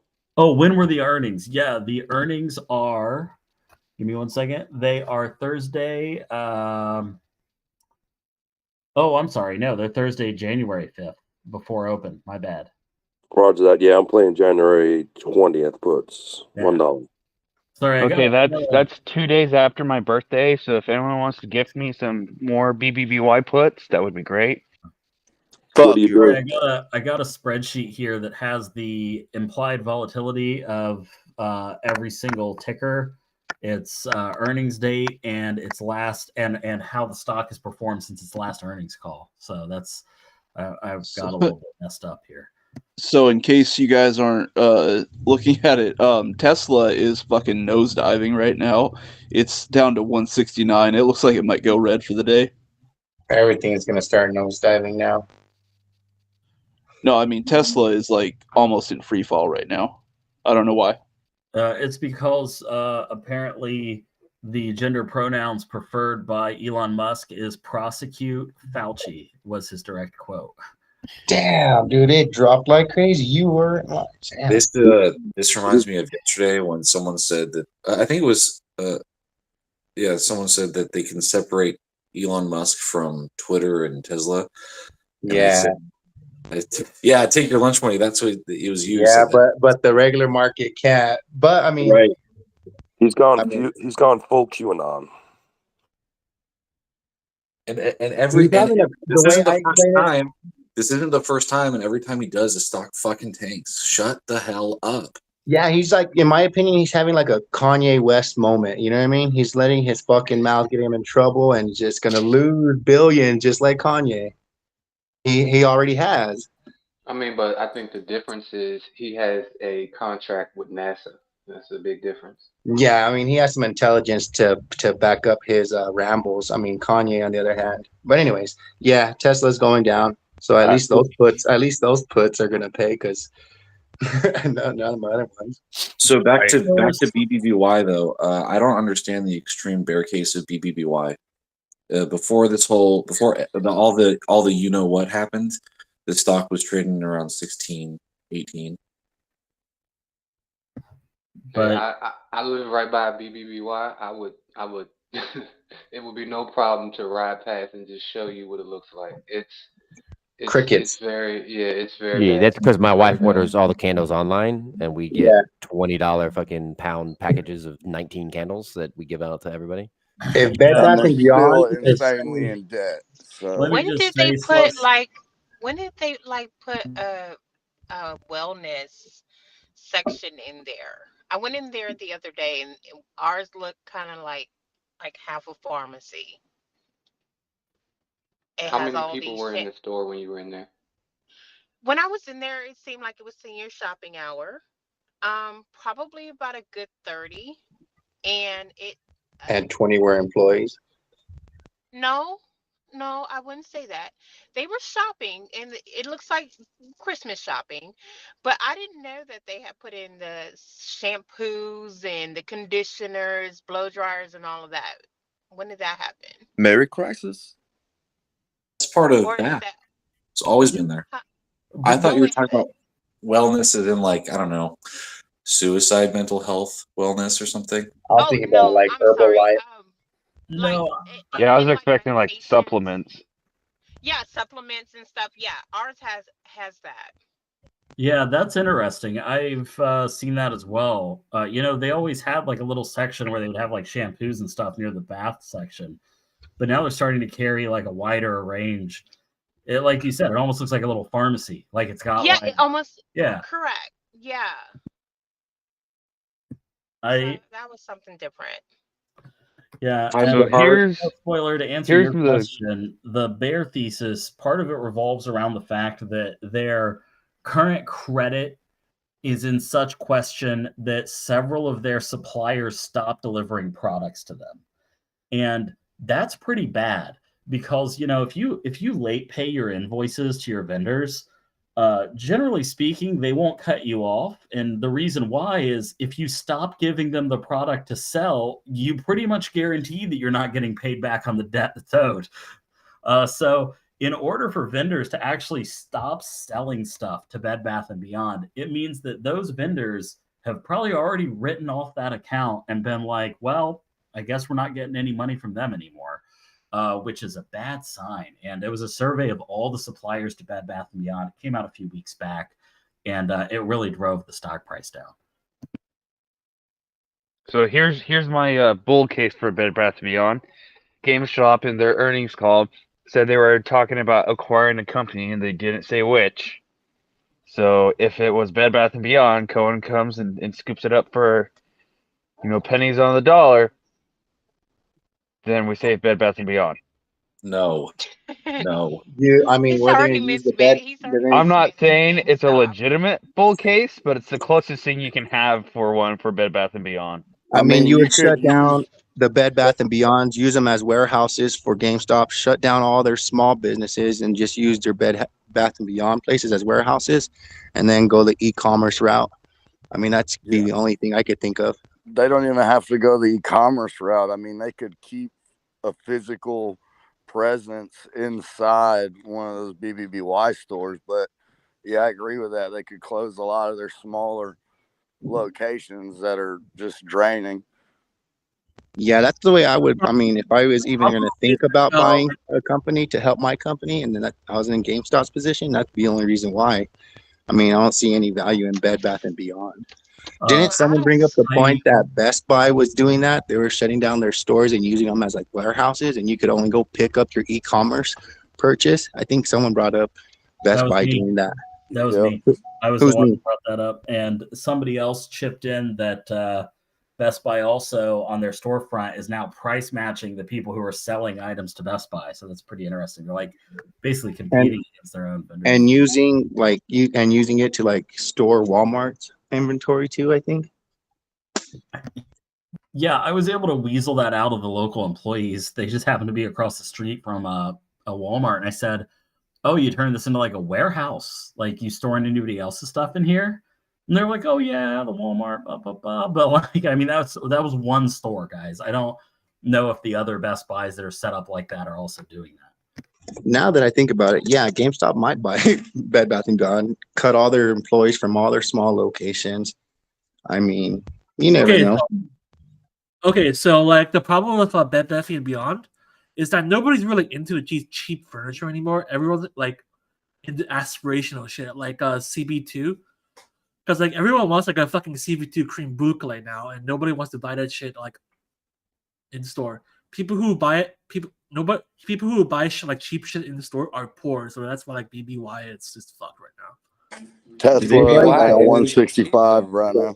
Is anyone following Biden's speech? Because Yeah, sorry to keep going back to Tesla, you guys, but it's at 166, 165. Something's going on. If you're looking for volatility, that's the place to be. Maybe just buy some calls if you're looking to inverse the meme crowd.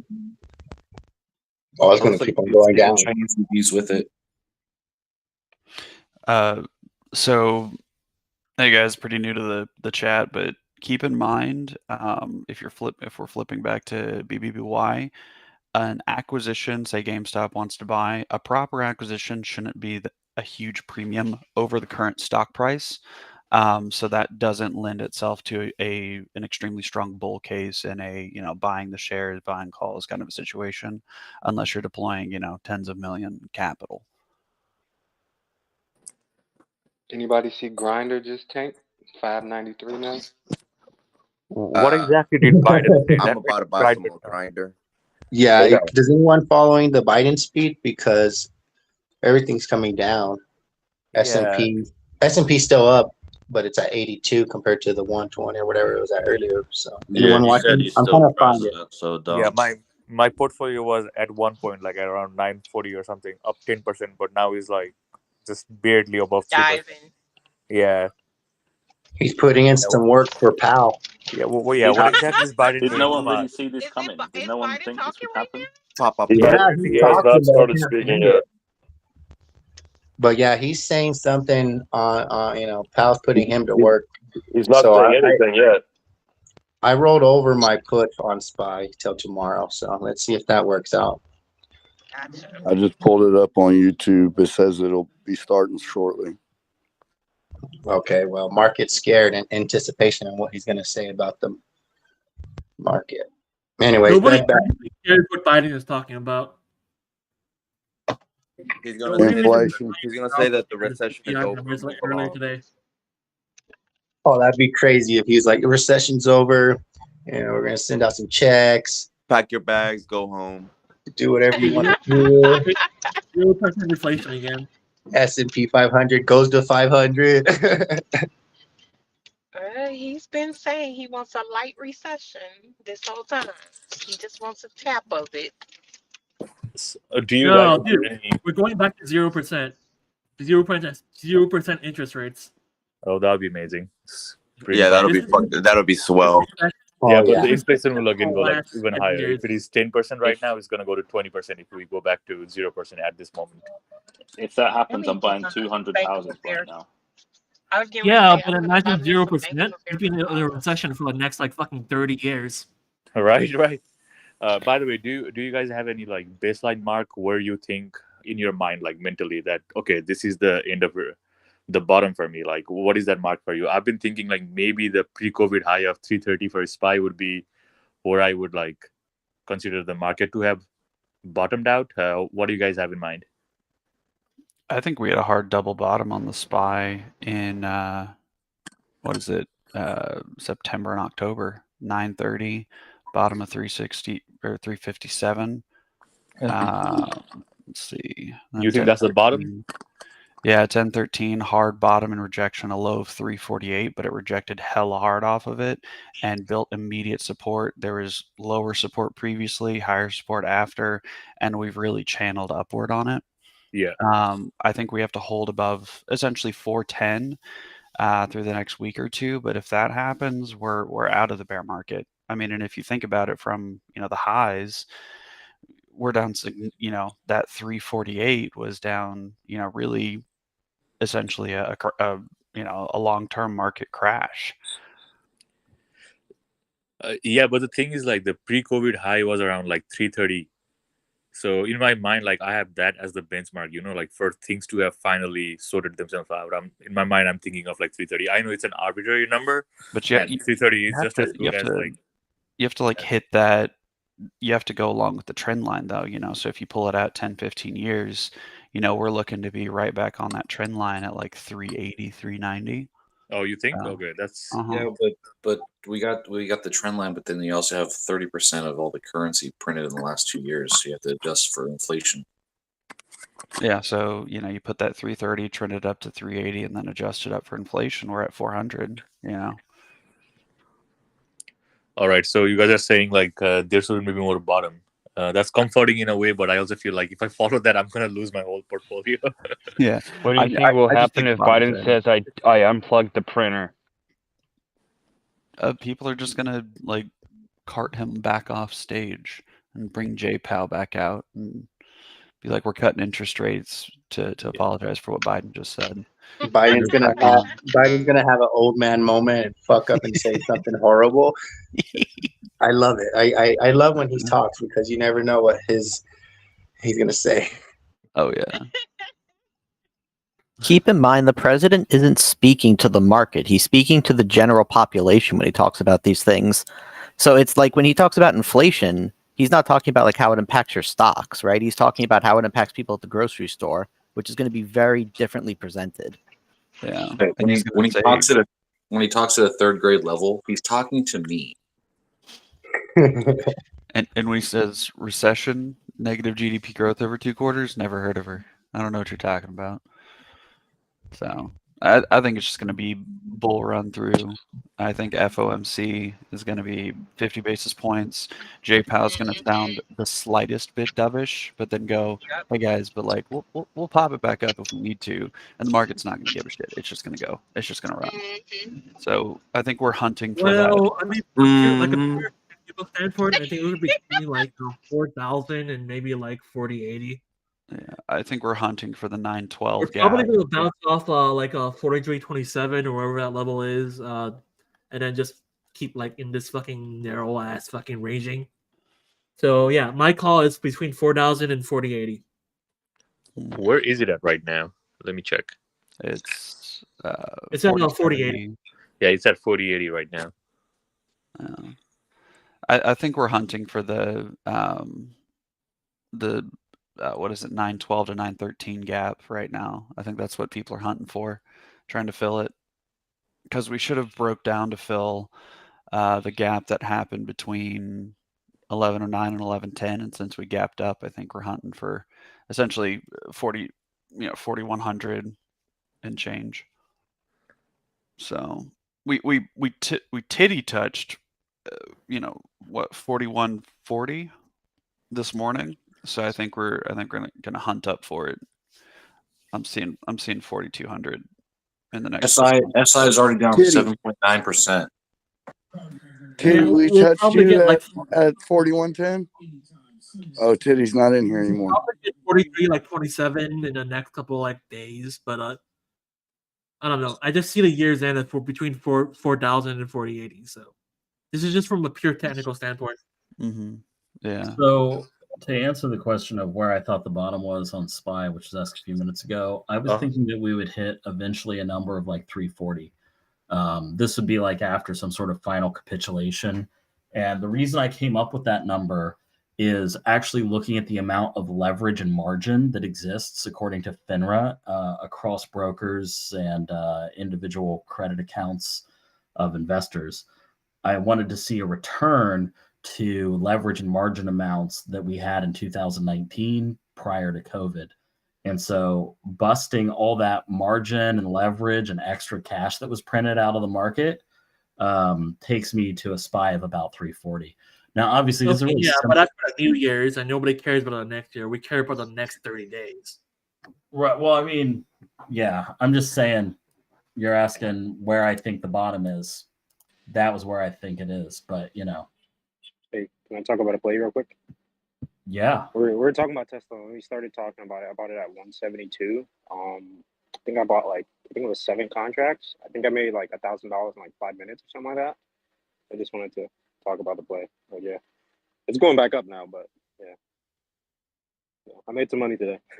Did you take your gains? Or Oh yeah, I sold. I paper handed that bitch so fast, man. Hey man, no one ever went broke by taking gains. Yeah. Yeah. Thank you guys. Yeah, we all a little bit of paper boy. So I have a play. Market cap is like 385 million, so it's a little bit higher than Workhorses, but it was not a meme stock.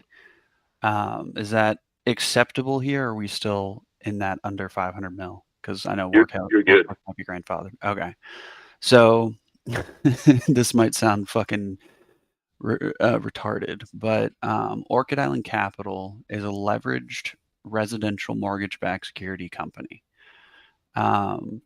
Basically, my thought process is obviously ORC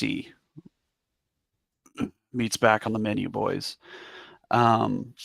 So over the last 10 years, right, interest rates have been shoved down and down and down and down and down. So ORC stock has just been taking hit after hit after hit.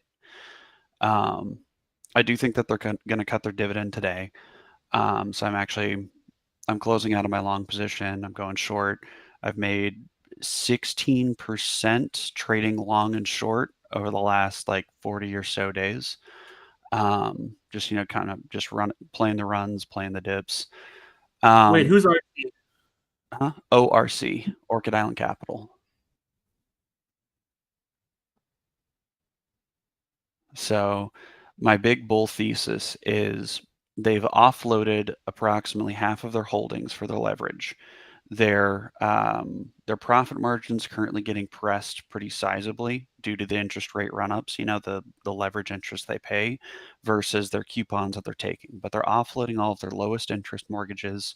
They offloaded all the 2.5s, the 2s. I think they're mostly done with the 3s, and I think they're working on 3.5s right now. They're taking a hit on them because they're going to be picking up these 7, 8, and 9 mortgages. All of their mortgages are fixed rate. Some of them are interest only, but most of them are the full pass-through mortgages. So essentially, my bull case for this scenario, they are a REIT, so they're required to pay out 90% of their taxable income to their shareholders a year, and they pay it monthly. Due to the perception that 2008 is happening again, which I don't think it is, because back in 2008 the kicker was 90% of mortgages were adjustable rate mortgages. The same is not true with what's happened previously. So I think people are going to sit in their mortgages and pay them. So that's a huge potential benefit. Obviously, everybody loves to be a contrarian nowadays, but the idea is they've increased their average weighted coupon yield by 10% from just real quick. There's other compounding factors to the market crashing other than just real estate and mortgages. Well, yeah, real estate in particular. With these low interest rates, that's why it's like if this pays off, this stock will anywhere between 5 and 10x. If it craters and crashes and burns, I'm fucked. But the idea is they're going to pick up these 7, 8, and 9 mortgage-backed securities. They're going to run that leverage, and then when the Fed starts dropping them, there's going to be this massive delta in profitability because they've built up. Currently they've increased their average coupon from 3.03 last year to 3.38. Obviously, the interest that they're paying has spiked massively, so it's squeezing their profit margin right now. As long as they build their book up with the other 50% of available credit that they have with these 7s, 8s, and 9s, it's going to jump that average coupon up significantly. And as I'm talking, it's dumping again. But in 6 months, 2 years, when the Fed drops interest rates and when inflation hits their target or whatever, when they decide that they won, there's going to be this massive delta that opens up because all of these mortgages are fixed rates, right? So they're paying these 7s, 8s, and 9 coupons out when they're going to be paying 1.5%, 2.5% interest versus they're higher than that right now. So that's kind of my my value play. They have like 220 some odd million cash on hand. They've been spending it to offload all of their lower interest mortgages because you have to pay when new ones are coming online. But they pay a monthly yeah, dividend. that's the problem. Is a lot of the newer really hot real estate markets are starting to cool down. Some of them are already fucked. Like if you look at the area around Washington, like fucking what's it called, Alexandria, or if we're looking like Houston, Dallas, whatever, their inventories are just like rising like crazy. Well, the inventory doesn't matter for Orchid Island Capital. They're not a. You said they're in REIT, right? They're real estate investment trust, but they only do residential mortgage-backed securities. Yeah, but that's what I'm talking about too. Like commercial properties are getting fucked too, like way more than residential.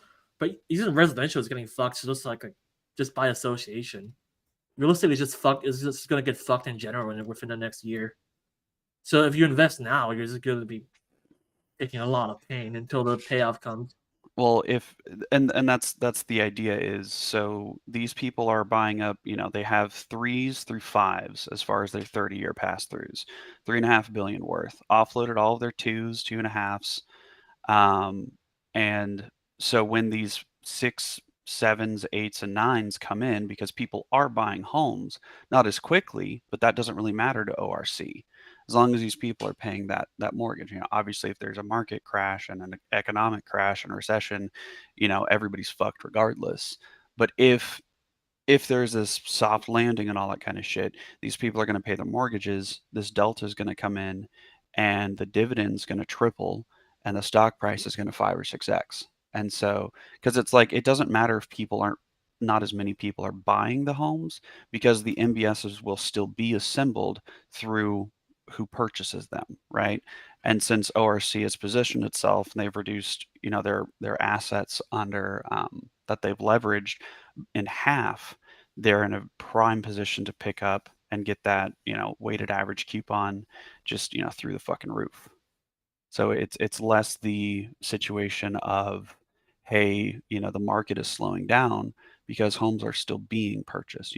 Here in, I may dox myself, but here in San Antonio, everybody looked at the market and was like, okay, instead of 3 days on market, we're 15 days on market, and I was a realtor for 6 years.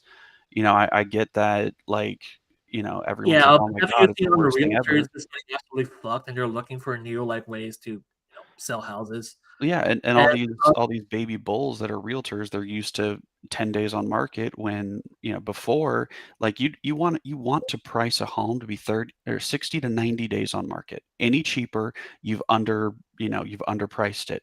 Any more expensive, you overpriced it. The sweet spot is, 60 to 90 days on market before, and then yeah, but for the last year and a half, you couldn't go a fucking day on the market without getting 40% over the listing price.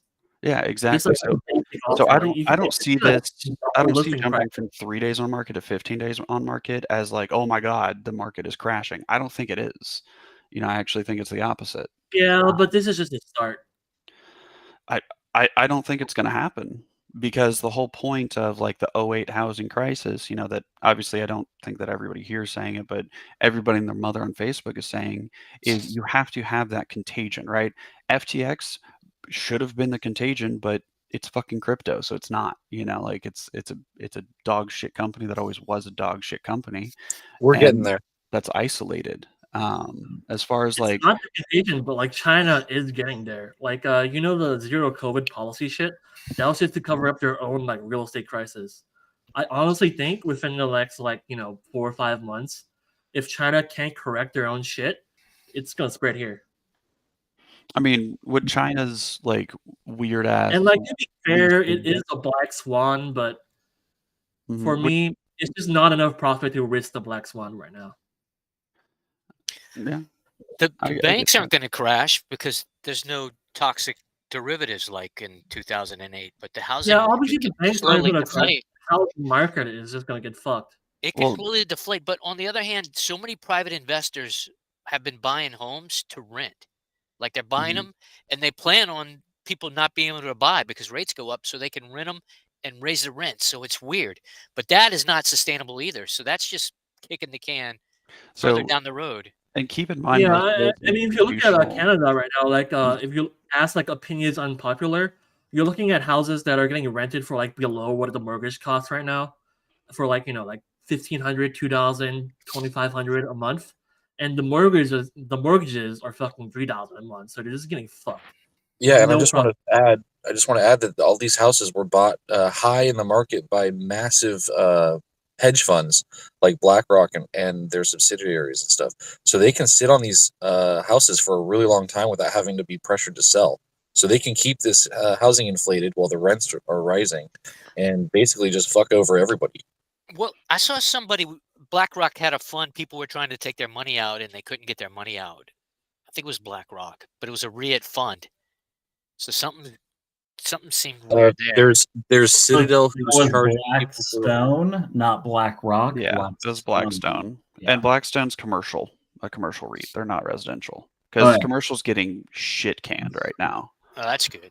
Okay, so I've crunched the numbers on your idea, and Mm-hmm. I reviewed average sales prices in housing going back to the 1980s, and I got that information directly from the Federal Reserve. So here's the deal. With an 8.9%, with an 8.9 leverage rate and a 17% div yield, but focusing on that 8.9 leverage rate, if you have a 11% decline in housing prices, you have 100% loss on equity, which means they're completely underwater based on their leverage and they evaporate Lehman Brothers style. So that being said, if you have a crash that is roughly 60% as bad as the 0809 crash, these guys are basically vaporized. They're fucking gone. However, if you look back to the 1988, 1989, there was a decline in housing prices driven by high interest rates. That was a 6% decline, which means they would be in a bad position. You might end up having redemptions. It might drive the price of the REIT down even substantially, but they would, in theory, survive it. At which point, your thesis is that, basically they're jacked to the tits, but they have just the right amount of leverage that they somehow scrape by. And when the market improves, they just come out raring and just an absolute face-ripping rally on it. Yeah, that's where I think it's going to be going. One of the main things is because they were drawing down since I want to say September of last year. So they've recognized that this is coming in, and they've been selling off their lowest interest things, and they're sitting on essentially cash available to pick up the big dick energy coming out, the mortgage-backed securities coming out in the next 3 or 4 months. So obviously, and I will say, I think that they're cutting their dividend today. I'm going to go short like 15,000 shares. So keep that in mind. Like, I'm going to be closing out of my long position today. I'm hoping that there's another, pump right up to about 11. I closed out about half of them at like 11.05. But I'm going to go like 15,000 short. And if I do, and they do cut their dividend, it's going to drop 10-15%. Like when they cut their dividend, they crater for sure. I have no basis other than my nuts as far as the feel of the dividend cut, but their profit's getting squeezed. So, but if you run 11 calls right now out to July 21st, 2023, they're bid and ask is 15.85. If JPOW pivots out by March or April, you could see $13-14 a share on ORC by then, if not higher. I think your timing's wrong, my friend. I think the layoffs are happening now, and we don't see the forced sales of foreclosures until the exact time you're talking about. I could be wrong, but you look at the severances and stuff like that people are being given around these various mass layoffs that are happening. I think June, July of next year is when we see the hit to the real estate market, not when it starts to recover. But I'm just trying to. I'm sorry to play devil's advocate again here. I don't want to constantly hit people's theses, but what do you think of that? I mean, do you think that's when? I mean, I'm just thinking about like 90-day severance, then they get behind on mortgages, right? And then the next thing you know, it goes into foreclosure. That whole process probably takes 6 or 7 months, and then by June or July, we start to see foreclosure rates go up and home prices dropping. Which would be when your calls are set to expire. Yeah. The calls are the WallStreetBets style, like let's fucking try to moon our asses out, 10, 20x, 30x, 40x, or whatever. My main position is going net long on the stock. I've traded for years. My grandmother was a stockbroker, so options I play with. I did the GME run, in fucking November with $2,000 worth in calls to 120 grand, and then I was like, fuck it, I'm done with I'm done with options. First one's free, and that was the best one to get. But basically, the idea is, currently div yield is 17%, right? If the storm can be weathered on this, and you're sitting long at, say, ideally, 10% drop on the dividend cut, we're looking at like 980, 970, 960 a share, right? If you're long on that, if it drops more, you average down, and then the thesis, it turns out being correct, and they're face ripping out of this, you're looking at a double to triple of the dividend. So you're looking at, what, 54% annual yield on it. And that just, that's that kind of shit that you retire on, I mean, hell, you put, you put $500,000 in, and you're making 50% every year on that cash. So that's kind of my thesis, but the main thesis is I don't think the residential real estate market is going to crash like so many people believe it is, because to have that style of contagion, you have to have something that people fail out en masse, right? And even in your average recession, even your average, quote unquote real estate crash, it doesn't happen like that.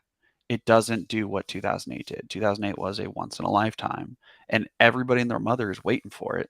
And to me, if everybody's waiting for a crash, it's not going to happen. If you can see a crash coming, you're going to avoid it, right? That's what Jay Powell's trying to do right now. He's trying to avoid that massive, kick your dick in recession that's going to murder everybody's income. Yeah. Okay, but isn't Yeah. isn't commercial MBS a lot bigger than residential MBS? Yeah, and I think that those people are getting shit fucked. I truly do. What about home Yeah, prices? with work from home, I mean, you kind of have to look at it as whether you think that's going to keep going or not. But with all these office buildings, kind of being vacant for so long, we could have contagion with commercial MBS. Commercial and residential MBS have always been weirdly unlinked. It's really strange, almost inverse of each other. The larger offices get, the smaller homes get, because the bigger cities get. And my grandfather was a CPA. My grandmother did the stocks for the clients, and they were there in the 80s. And she literally said clients that they had been with his entire professional life were walking in, and they would just go, "I'm declaring bankruptcy." Developers that had developed hundreds and hundreds of millions of dollars worth of shit. "I'm declaring bankruptcy." And she said that almost the joke was, you'd clock in at the beginning of the day, you do your work, you'd clock out, but instead of going to your car, you'd go to the roof and jump off, right? What about all the homes the prices are such a multiple of incomes now? They're much higher than in 2008. How will they sustain that? Will they give 100-year loans? Well, you have these big firms that are running running big investment portfolios. Those aren't going to be a residential MBS. They're not an RMBS, right? They're a syndicated lender, or they are a some other style of loan. So an RMBS is going to be your traditional FHA, your traditional 30-year VA loan. So a lot of that monetary policy, or I guess that a lot of it's underwritten by the federal government, which is nice, right? If things shit fuck themselves, well, the federal government's got their back. ORC buys most of their shit from Fannie Mae and Freddie Mac. So, as most people do, that's the place that assembles everything. But I just think that the commercial area is going to get shit canned, and has been getting shit canned. In my current profession, which is smaller time development, under 100 acres. Multifamily apartment builders are rip roaring, and I mean, I have an 80-acre parcel that I'm working on right now, that I have an apartment developer that is like sucking my dick for me to close on it so they can get started. They want to build 400 units. They can build to rent. Is that build to rent? Build to rent, 400 units. There's a lot of build to rent, because I think these home prices are so high. I don't know are we going to force all Americans to rent? I have something to add to this. Sorry. Well, So isn't there the possibility of turning these, commercial properties into mixed use housing? Like they could have restaurants on the bottom and then housing on top. I've seen that in New Jersey, especially. Yeah, New York does a ton of that too. There's some Philadelphia and also experimentations New York. in Houston, I know. Yeah, Wouldn't that's that help what. mitigate some of the effects of the losses in commercial real estate, though, as like office buildings are being vacated, they could be repurposed into something else, right? Well, that's a ton of capex though, because with an office you don't have a whole lot of bathrooms. Sure, but I mean, there's definitely a market for it because we have a housing shortage in the United States, right? So Mhm. there's Yeah. definitely a market for it. I'd say there is a market for it. I mean, that's why like you have like those like industrial, apartments that, like I think look really cool, but like in reality, it probably kind of sucks a little bit. But like, yeah, I agree. I You think get there's a huge potential for offset of loss there. So Leap and Leopard, did you have another question for us? Suppose you're trying to get a word in there. No, I was just trying to figure out how these high home prices were going to be sustainable. But if you switch everybody to rent, I guess you can kick that can down the road a couple more decades.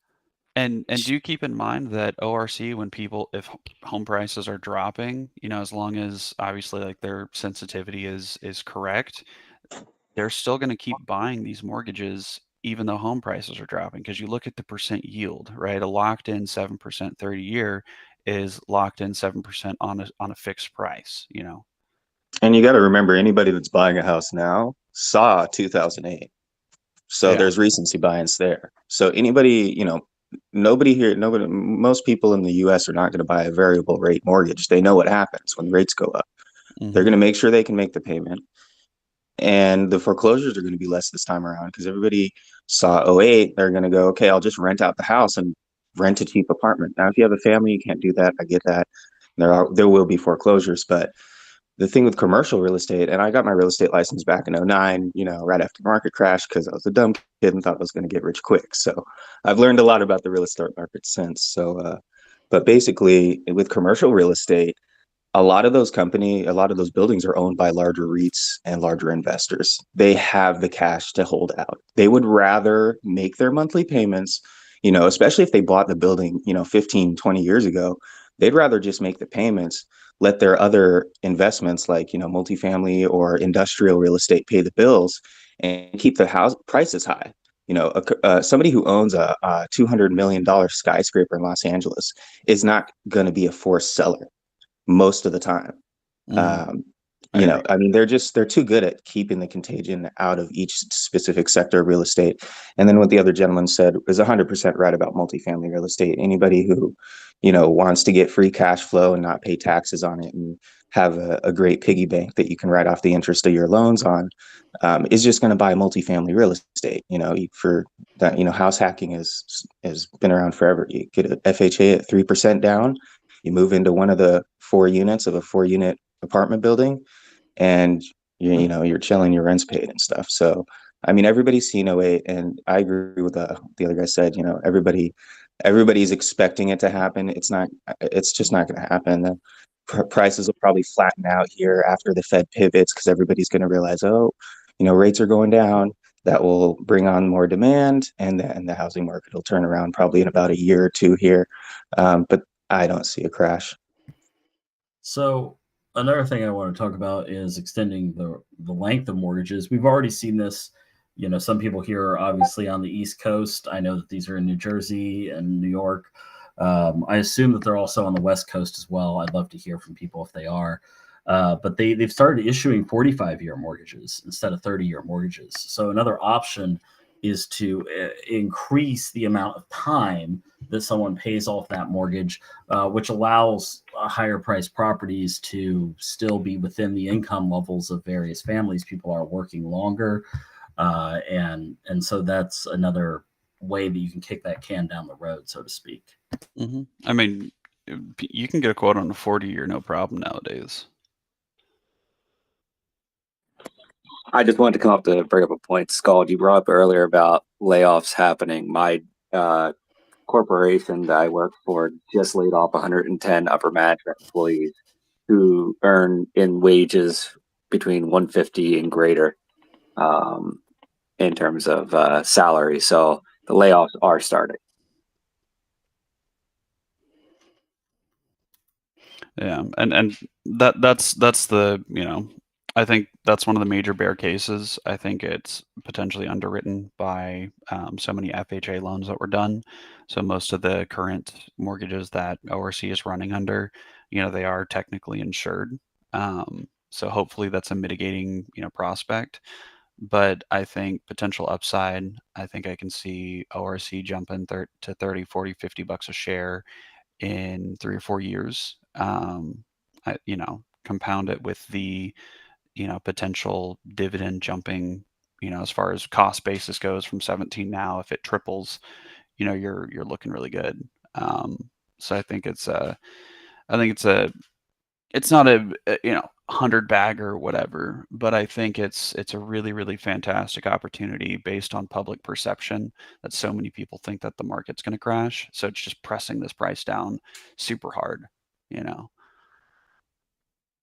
But yeah, so I appreciate it. Y'all let me talk about it because I've been like jerking off in the corner about it for the last like 6 months. And I finally started pulling the trigger on it at the end of, Very nice. or at the beginning of November. So, but it's really low volume. So do keep that in mind. It's a micro cap. It's, I'm usually 10% of the daily volume when I'm trading. So I'm just like full disclosure. I want y'all to know that like I'm not trying to like pump this up or anything like that. I've traded 418,000 shares in the last 40 days. So about 4.4 million, just in and out, in and out, in and out on a $100,000 account.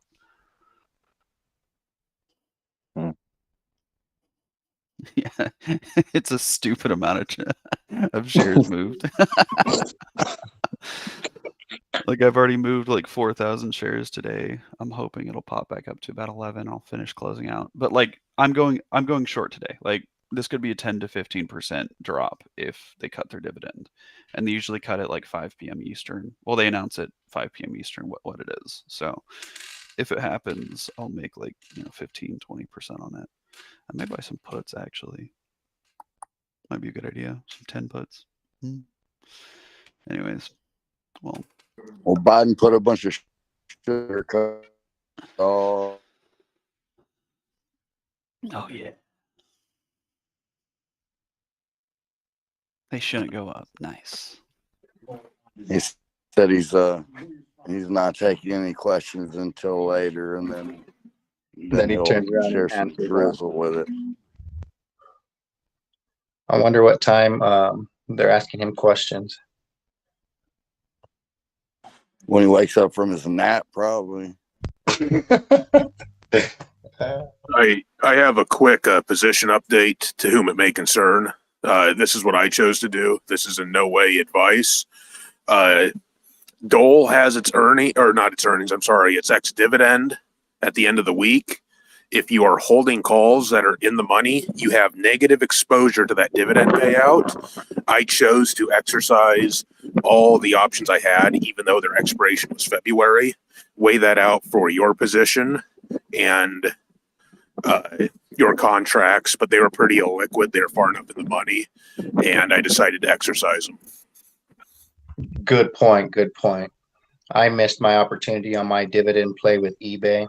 It still haunts me, but live and you learn. But good point. The eBay that haunts take your lunch money. The infamous. Well, I'm new to this, and that was like one of my biggest plays. And you know how everyone says, "Oh, the first one's always free." Yeah, I let my first one slip away.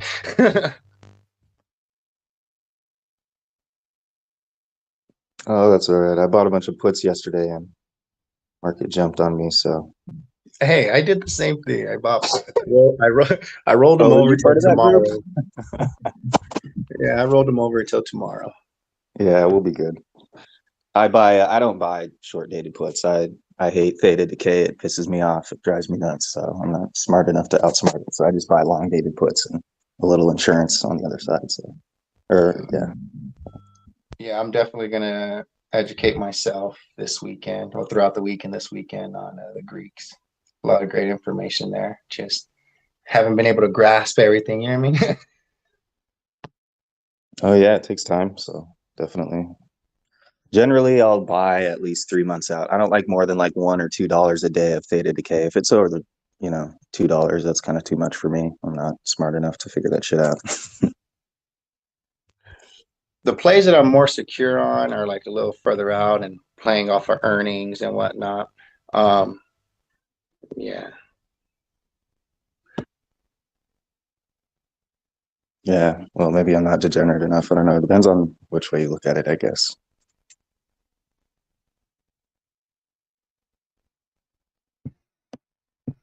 Yeah, I still hold Dole shares. As you guys know, I started buying calls when it was around $8 for $10 January or February strike. Sorry, for next year, and then I doubled down when it was in the high 7 range, and then the stock popped up well above $10. All those calls went well into the money. Sold all of them, bought shares, and I've been holding them long ever since. I like the stock. I like Dole. Does Dole have dividends or no? Or are they just a equity play? Yeah, no, they've got dividends for sure. Oh, good, nice. 3%. Yeah, they're in my long-term holds. Another one that I really like, since we were talking about REITs, is RWT. I was actually just going to ask if anybody has gotten interested in these like high-paying real estate REIT stocks. Have you guys seen some of those? My average share price on RWT is around $5.50. Wow. I scooped it up during the COVID crash. I was just buying it. Oh, wow. Crazy. And then it recently dipped back down to $5.60, somewhere around there, and I just doubled down. Nice. So I got 1,000 shares at around that price, and man, the dividend on it is killer dividend. And they have very low leverage compared to other REITs. I think they're at like 1.1%. They're not going fucking anywhere. Okay. Their leverage, one second here.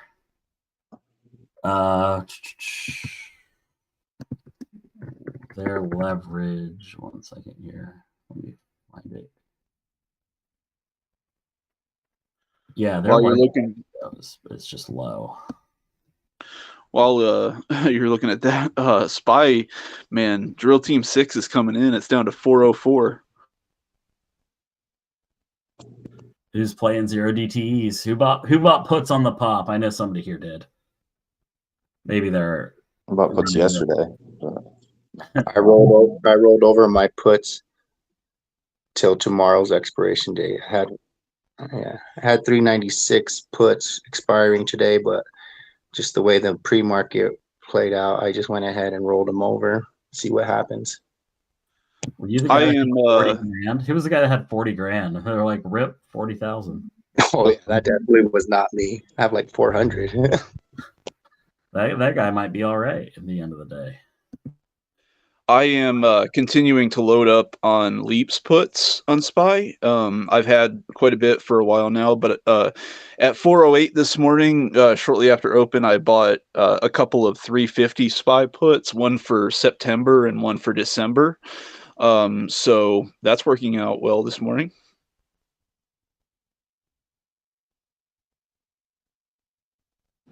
A while back, somebody mentioned something about Citizens Bank expanding in this market or in this market area, whatever.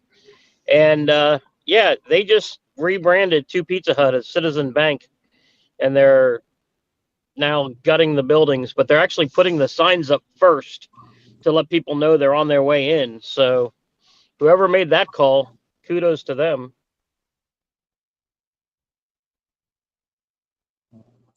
What do you guys think about commercial finance stocks like ARI, for example? ARI, 12% dividend yields, trading at $12.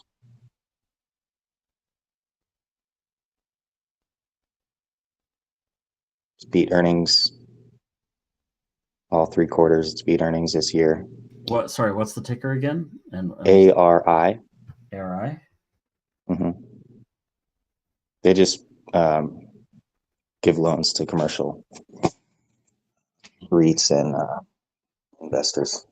Oh wow! So they're Yeah. they're the guys that are on the hook if Yeah. commercial real estate goes tits up. It's Exactly. they're the And AIG of and everybody's. Oh, sorry. Yeah, the AIG, exactly.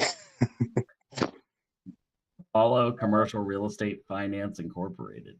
Got it. So what's your play on them?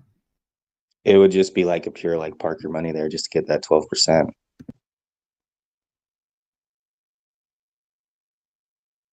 Because most likely these guys are selling the loans anyway. They're selling on the secondary market. I mean, not too long ago, these guys were down at $8.30 a share. You think it's a buy at this current price, or would you wait for a dip? Yeah, like I said, I wouldn't be interested in it's in a cash flow stock anyway. You're not trying to make equity on it or make money off the moves. It's a boomer play, basically.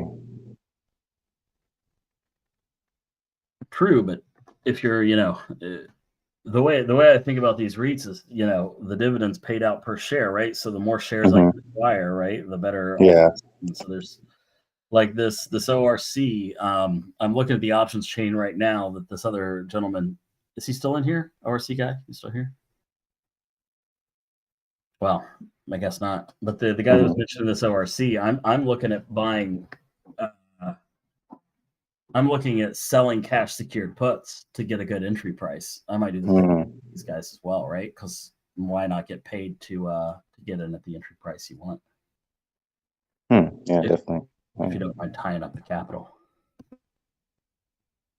The problem is it gives you negative exposure to the dividend, and the dividends on these are juicy. So that while that money's sitting on the sidelines, if the dividend payments are greater than the amount of premium I would collect by selling the puts and waiting for the dip, then I actually trade it at a loss, right? Versus just buying it and letting it run. Okay.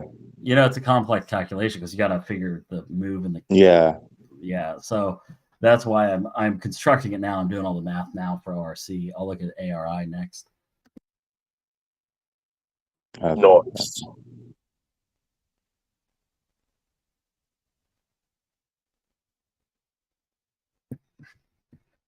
They what's their leverage rate over here at ARI? Do you know?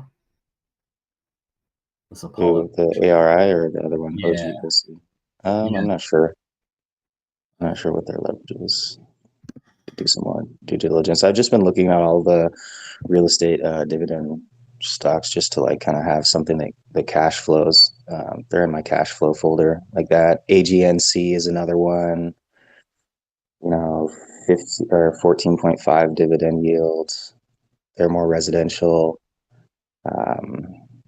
They're all government backed mortgages, but still,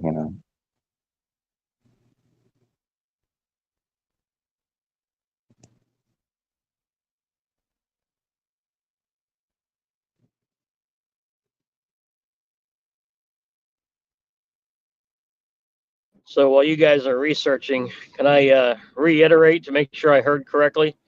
So when it comes to the residential real estate, we're thinking layoffs now through January, maybe a month of their savings, maybe severance pay till February. So we go out 90 days and we're looking at July and August. July and August for what? A flattening for of when the people market? for when people start defaulting. Oh, okay. Yeah, it's going to be at least 6 months before a wave of, foreclosures comes through. Don't banks work with people, like let They them make do. less? For a while, it won't be immediate defaults, will it?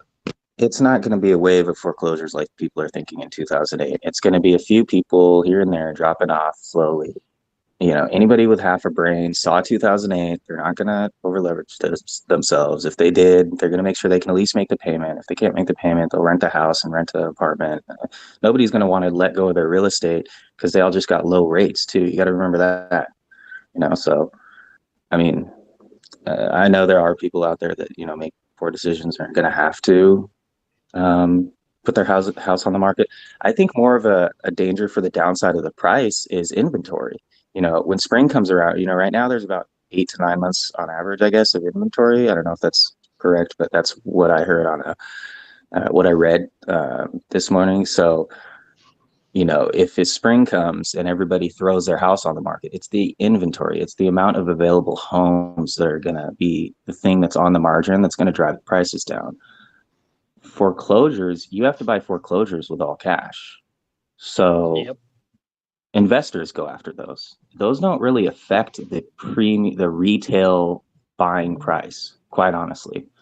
It has to be like 2008, where it's like Contagion, where there's tons of so houses. it's not even gonna start trickling in till July, August.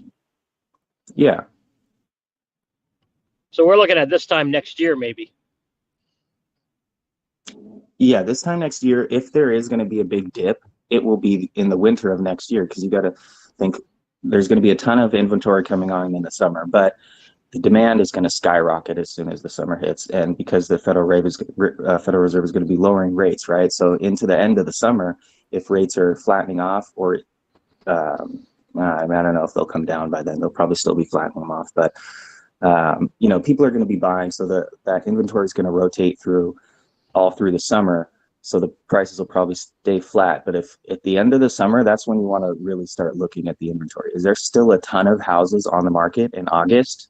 Then that in the winter, there's still going to be a ton of houses. And that's when the prices drop, because nobody wants to move during the holidays. So we won't know if there's a housing crash, or we won't be in the crash until a year from now.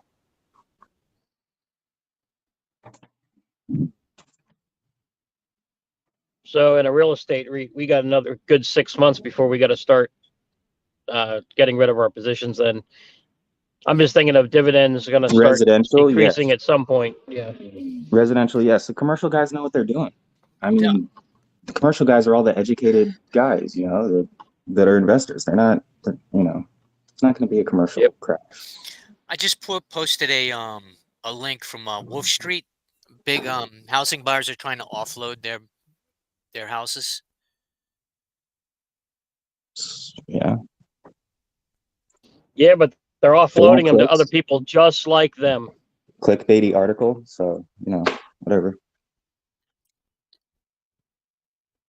Yeah, selling from one investor of multiple properties to another investor of multiple properties doesn't really change inventory or pricing. Especially if they know each other and he's giving them a deal, it might not even hit the MLS, So this is true. A lot, especially those commercial properties. Now, those commercial properties, most of them trade between friends, quite honestly. And that's another reason why you never see them, going into foreclosure and stuff like that. Well, there's stats in there about cancellations to home buyers. Home buyers are getting a lot of cancellations. There's a lot of good stats about what's going on with the market beyond just one guy buying houses from another. It's informative. Okay, yeah, absolutely. And just remember, a lot of those cancellations are coming at the top premium end, right? Those are people who, have the money to buy a brand new house and are, okay, well, I'm going to cancel. It's a little too much. Those are not Diamond-handed house. Can I ask you a question, Diamond-handed man? You sound like you really know what you're talking about. I'm just learning about this stuff, kind of. So there's a thing called the cap rate, and I'm a novice, so I don't know. Is that super important, or is that not really a big deal? It's very important, and that's basically your dividend yield on a house. So if you have a 10% cap rate and you bought a house for $100,000, that house is supposed to give you $10,000 a year net income. So 10% of the purchase price. So it's the net income before debt service. So what I was seeing, just what I was seeing was that a lot of the houses right now are sitting at about a 5 or 6% cap rate, and it doesn't make sense with a loan. I mean, I might be wrong. I don't know, but whatever the rates are, what do you think would be the? Would it matter if the cap rate was to go above? I mean, sorry. I mean, what if the cap rate is below the yield on 10 to 30-year treasuries? If the cap rate is below the yield, then most investors are not going to be like pushed towards, oh, I'm going to go for the treasuries instead of real estate, because most real estate investors are into real estate because they like real estate. So is the implication there that like if yield is higher on Yeah, that's kind of treasuries? what I was thinking. There might be like a flight of capital towards safety in the longer term bonds.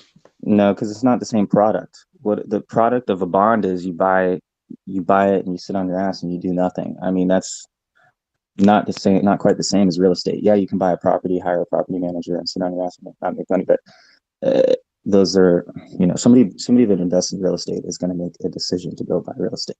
Have you ever just jumped into a multifamily home? No, but you've probably bought a bond, right? So okay, fair enough. I just wanted to get your take on that. Yeah, sure. Yeah, Hey, no problem. don't mean to interrupt, but I just got Thank you. my Robinhood notification. SI is down 10.4%. Here we go. And the other thing to remember is, like, if you look at those cap rates, like right now in a nice area, cap rates on multifamily and in what they call an A neighborhood is 3%, 4%. Well, how does that make sense? The debt right now is 7%. So that's one of the things that's has to equalize.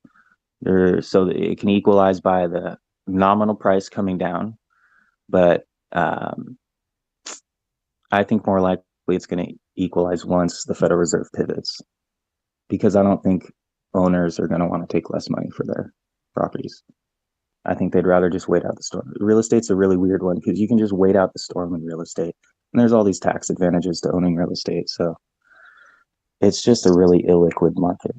So you said the cap rates are at about 3 to 4%. So wouldn't that mean, from an investor standpoint, wouldn't that mean that margins are insanely thin? The margins are negative. So if your mortgage is 7% and your cap rate is only 3%, so like you're making only a little bit on after all your bills are paid, your mortgage is going to eat up that 3% cap rate, no problem. So I'm an idiot just speculating on this stuff, but to go back to the earlier conversation about REITs, I know they're different markets, residential versus commercial, but if commercial does follow a similar pattern at all, wouldn't that suggest that REITs are about to be in a shitload of trouble if their cap rates go negative as well? No, because a lot of those REITs bought their buildings years ago. 20, 30, 40 years ago for some of the REITs. They're good. They've made like 3 to 5x. All the commercial guys, forget it. They've all made 3 to 5x on their buildings already. They're the educated investors. You don't get to buy. In homes, a lot of homes were bought recently. Money. They don't have to sell. They never They don't have to sell. Exactly. Ever. Yeah, they have 10-year money with extensions, and they've got the banks because they owe the banks through like. And I don't want to get weird or $billion. political, but you got to think about it. Like, if you're an oligarch in the country or you want to have some type of influence, you're going to start buying up the downtown areas. So in the U.S., all the downtown areas are owned by very, very wealthy people who are not going to be forced sellers ever. They want to own. They want their kids to inherit it. It's all set up in trusts and like it's all. It's very hard to follow.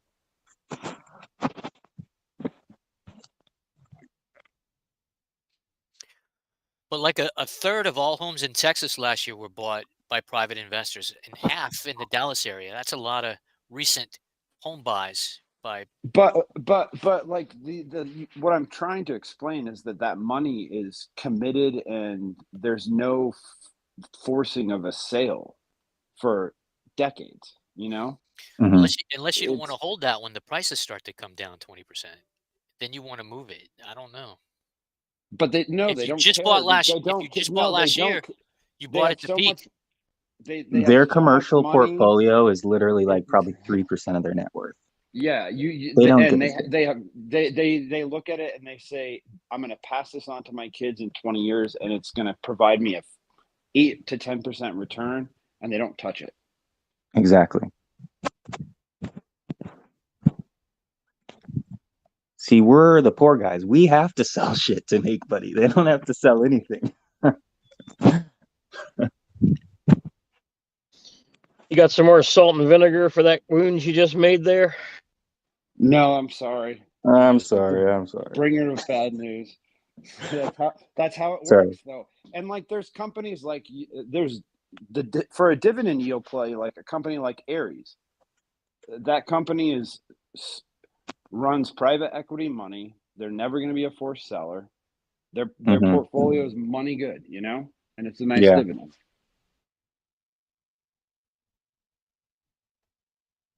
Yeah, when I look at what I've had to churn to get 2% since September, it's a little disheartening.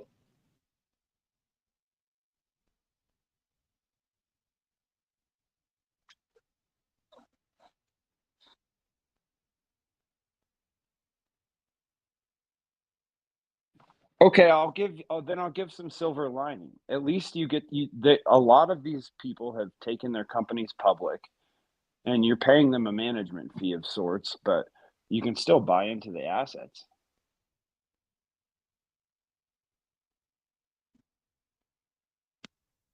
Yeah, for sure. Like, or if you wanted to buy into like residential, for example, there's like Invitation Homes. Is that what you're talking about? Like that kind of stuff when they take it public? And there's a lot. Another one I like. Go ahead. Sorry. I was just going to say another one I like is IIPR. It's Innovative Industrial Properties. So it's a 6% yield, but it's and P&E's 21, so that's not great. But okay, let me take the I'm in counter that one also. Yeah. On IIPR, I know this is getting to be a popular ticker, but you really need to do your research into their tenants. Several of their tenants are also publicly traded, I believe OTC. They are all under severe financial distress because of how oversupplied the marijuana market is, with both product and companies trying to do the things they're doing, growing, selling. It's all oversupplied. And with the macro economy going the way it is, expect to hear about more defaults by their tenants. Thank you. I didn't know that. Yeah, it's a stock I held for a while. I literally bought the top at 287. That's when I bought the first share. I kept averaging down all the way to $88, and then I sold when I finally broke even.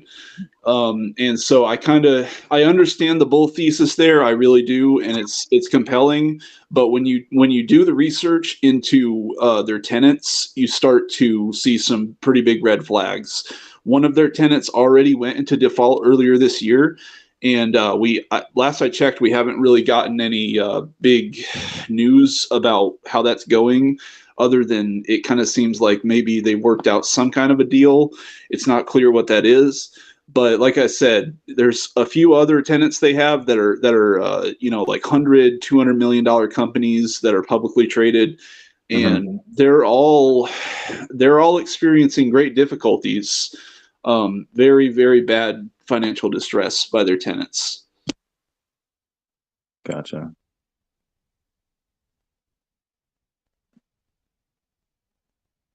Looks like people are figuring that out. The stock's flat on the month.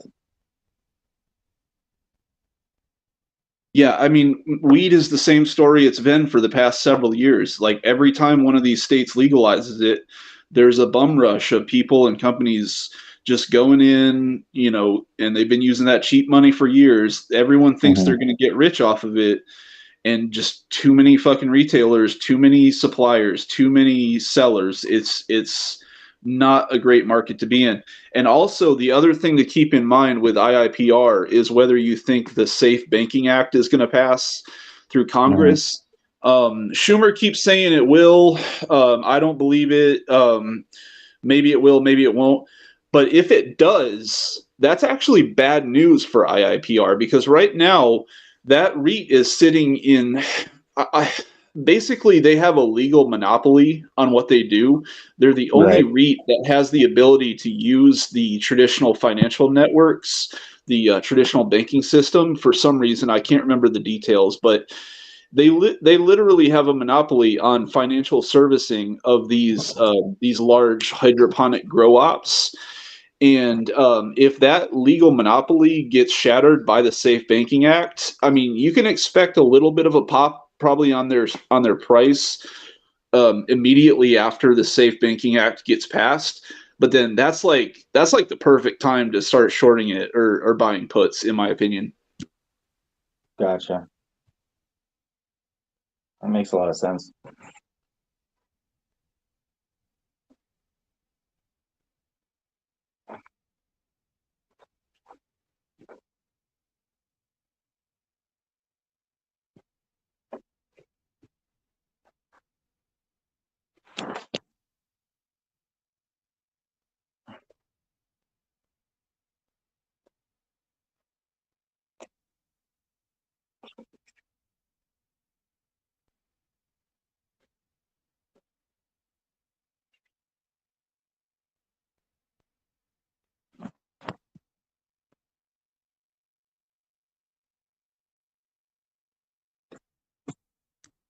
Did Hardy take the day off today?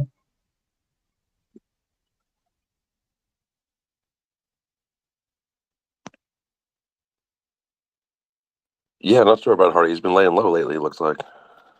I think he's getting ready for his trip, he was saying yesterday. Oh, yeah, he might be on vacay. That's true. Yeah. He's always really good at transitioning into a new topic.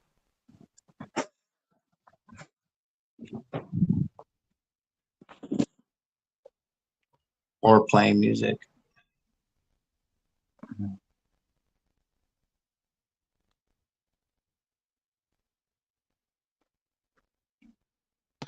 Well, somebody better think of something to say, or else Opinion's probably going to call it quits. Yeah, no. I was actually going to bring up, since it's always on, it's the one you're seeing on Bloomberg is crypto. So Silvergate Capital, I know someone brought it up earlier.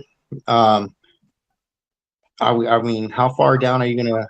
How is it gonna go? Or is it completely done? It looks like we're in the middle of a bank run on Binance. I mean, clearly they do not have the reserves that they want people to think that they have. Anybody familiar with the situation, I think, comes away with that conclusion. And if you, I mean, if Binance is about to have its Mount Gox moment, then Silvergate's probably going to zero. But I mean, I could be wrong. So that's a good question. What do you guys? Is there any exchange you guys feel comfortable that has enough liquidity to keep your crypto at? I mean, right now, my stuff is in like Cash App and Coinbase, just because those are the only two that I could see not having a liquidity problem. The only exchange I find even the least bit trustworthy is Kraken.com. Okay. And it's so crazy. I agree with that. Kraken. Yeah. I mean, I don't like Coinbase. They do shady stuff too, but I just feel like they kind of have more of a vested interest in keeping the Western world's money safe in the crypto game, you know? They're located in the UK and stuff, but and there's criminals everywhere, so you never know. I'm surprised that the news of FTX just hasn't completely crushed the entire crypto market. That's what I was really surprised about. Yeah. But with everyone still interested in cryptocurrency, like no one sees Silvergate being the institution where it comes back pretty much. No, I mean, if you look at the partners they have, I mean, they're literally balls deep in all of the exchanges that have been going down in the past 2 or 3 months. Voyager, Celsius, BlockFi, they're in all of those. They were in all of those. Okay, with that being said, does anyone have like a bullish stance on a financial institute that could step in and be the the catalyst of all the crypto? And can you rephrase the question? Can you rephrase the question? I kind of came in late. What were you talking about? You guys were saying something about Kraken and Coinbase and stuff. Sorry. Yeah, no. So update. We're discussing Silvergate and how it's falling based on the FTX, but crypto as a whole isn't. So which financial institution is going to step in and be the Silvergate now that Silvergate's going down? Anyone follow me on that play? Did anyone follow me on that play?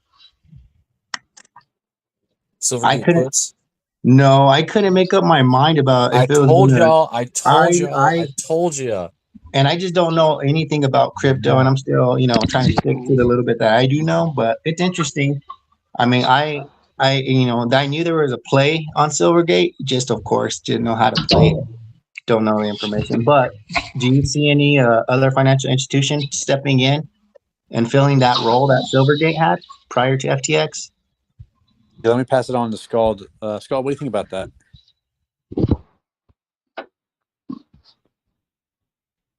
All right, so here's what you know about Silvergate. I've got a bank account with Silvergate. And here's how I had to get my bank account with Silvergate. I went there. One second. Let me just mute this guy. Okay. So I went to Silvergate Bank. I said, hey, I need a business bank account, and I work in the crypto space, and I've been in the crypto space for 5 years. They said, well, that sounds good. However, you got to have people vouch for you. So then I had to have my connections in the crypto space personally vouch for me, and then they opened a bank account for me. So they aren't just taking random, like if you go there, they're not going to take your money. They have no interest in that. They have a curated list of people that have bank accounts with them, and they're pretty exclusive to the crypto space. They want crypto bros to have bank accounts there. They are sort of the preferred on and off ramp of Coinbase. So if you're an institutional investor, a lot of times it goes through Silvergate to get into Coinbase. I don't want to comment too much directly, but I've worked with hedge funds that was true. I've also worked with hedge funds where they set up traditional banks and went through like a more traditional bank into Silvergate or into Coinbase. So other banks have no problem working with Coinbase. However, there are a lot of banks out there that have a problem working with other centralized exchanges. And then basically banks don't want to touch decentralized exchanges ever. They won't do it. So, Silvergate's one of the few games in town when it comes to being very crypto friendly and very crypto forward. I would say if you want a bank that is forward thinking like them, unfortunately, they're not publicly traded, but Mercury Bank is pretty damn dope for startups. But not just crypto startups, all startups. They're just a great bank if you're starting a business. But they're not. You don't see the crypto community going back to Silvergate then? Well, the crypto community is already with Silvergate, right? I mean, that's what I'm saying, is that they're already there. Okay. I know someone had, mentioned it going to zero, but I was kind of feeling like even though they went through this, controversy, whatever, 2 years down the road, especially how crypto market and as a whole is still up, it hasn't crashed. I felt like Silvergate is in, a good position where I could pick up some shares at a really low price. But I mean, I don't know crypto. I don't know crypto like that. That was me, and I'm working on a thesis. But I'm working on a thesis right now, and I'm trying to prove it that Silvergate was aware of what FTX was doing, and they were part of the scam that was the fraud that was taking place. Oh, okay. So my bet so is with that these hearings and everything going on, if Silvergate gets pulled in, as a plaintiff, definitely going to zero. But my if bet is not, that Sam Bankman-Fried is gonna be a rat, stool pigeon, yeah. squeal, snitch on Silvergate. Oh yeah, he looks like a scared bitch. Does he? I'd be scared. I don't know who said it. I just caught it, but they're like, if you watch him on mute, you can just tell he's fucking lying.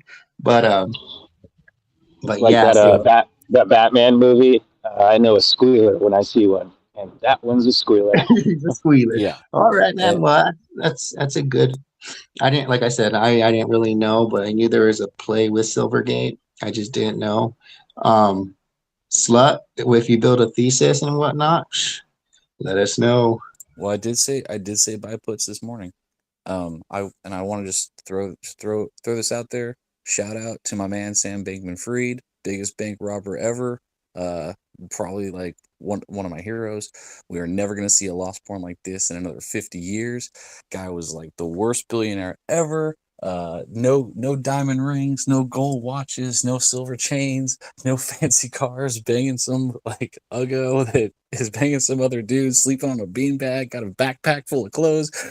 Dude, this is like, he's never gonna have the chance to like ever live that life that he could have lived and just could have experienced. Man, this is just, I love it. I love it. It's like the curse of the lottery, you know. You're in a worse position after winning. It's like having, it's like having $7 billion to your name, not spending a dime of it, and then just losing all of it. This is a whole And then other going to level of prison. lost sport. He was I mean, living like like he was living in the Bahamas, right on, but I could move to the Bahamas, dude. Can I bring it back to something more serious and just I don't know how to play it, but I think anyone who created their own internal coin is likely committing fraud or is under like they don't have the assets to back up their coin. That's a good point. I did read something that now they're looking into a lot of these other Bitcoin companies and looking to start filing charges. Good point. Isn't that how all like financial networks work though? Like the Yes. majority puts their money in, only a few people can take their money out. Like it's not creating money. Even in the stock market, it's not really creating money. Yeah, if you think what Yeah. FTX was doing was bad, like let me tell you about the dollar and what banks do with it. It's crazy. The only thing is FTX can't just print crypto because it's on a blockchain. Like, Well, FTX isn't backed by the United States government, which runs the military around the world and has tons of assets. Yeah, look, they're we backed all know by this. We all know that crypto is volatile. We all know crypto is easy to pump. It's easy to dump, right? The whole reason why WallStreetBets for a long time avoided it was because of that. And a lot of these projects, it's like, hey man, why don't you buy this coin, stick your dick in a blender, and then trust me not to turn it on. And that's how they get investors in there. There's no reason. There's nothing underlying. There's no intrinsic value here.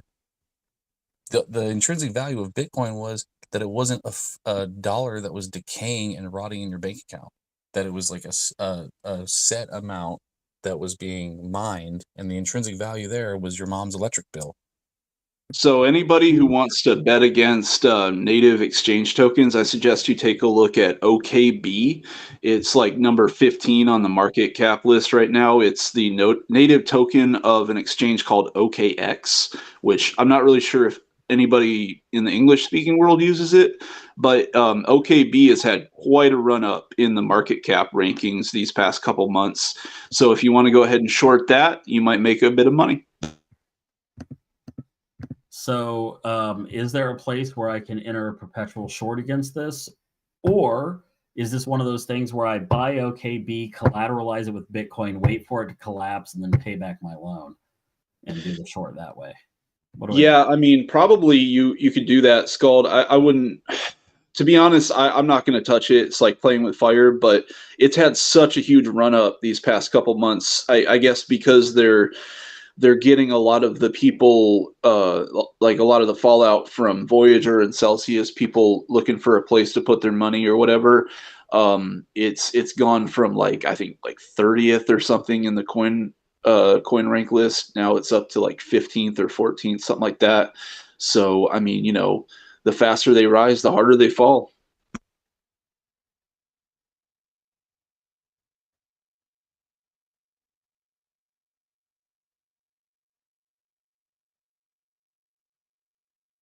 Yeah, that's true. However, they could be coming in at the end of the crypto winter, and they might just be fine, right? If you look, I was just gonna say that you got about 6 to 8 months left of downside, and then everything's gonna turn and start going up. I think we got a little bit more, but yeah, 2024 Bitcoin halving. After that, we're going to have a bull run. It will happen. and I'll rent a Lambo, and I'll rent a big house on Airbnb, and then I'll park my rented Lambo in front of the big house, and I'll be like, "This is called crypto on YouTube. You could be rich like me," and then I'll get a bunch of people. No, I'm kidding. I would never do that, but that's exactly what these crypto influencers do. It's fucking stupid. Hey, could you explain collateralizing Bitcoin against that other token? I'm not familiar with that. I'd like to learn about it. Yeah, so sometimes, crypto lending protocols exist sometimes. And what you could do is you could say, I'm buying OKB, right, at the current price or whatever. And then I am just going to buy the OKB and then get a 70% loan to value against it, right? So it's $21. Well, let's just call it an even 20. So, and then I get $14 in cash for it, right? For the $20. So then I take my $14 and I use it to go buy other shit. And then if it falls from $20 down to like 10, which is where it was at, it was at $11 just like 4 months or 5 months ago. So if it falls back down to that rate that it was at, I basically profited $3. Now I get my position liquidated, right, to pay for it, but I still have the $14 in cold hard cash that I got on an equity that they said was worth $20 or $21 or whatever, right? That is now worth only 11. So they've basically been stuck with that delta, right? You see how it's working?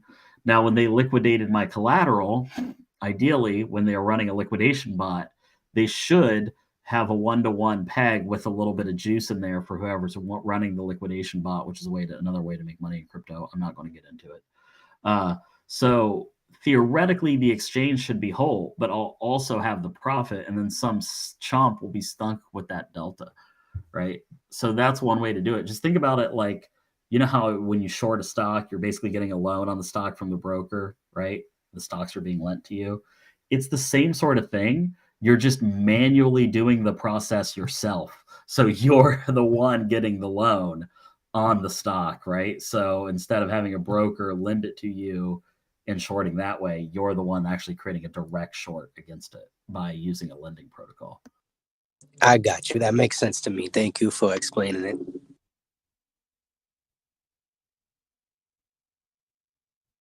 Also worth note, like when you short a stock, you are getting you're technically getting the shares lent to you at a future time, right? So if you're direct, like if you're shorting it, that's how that works.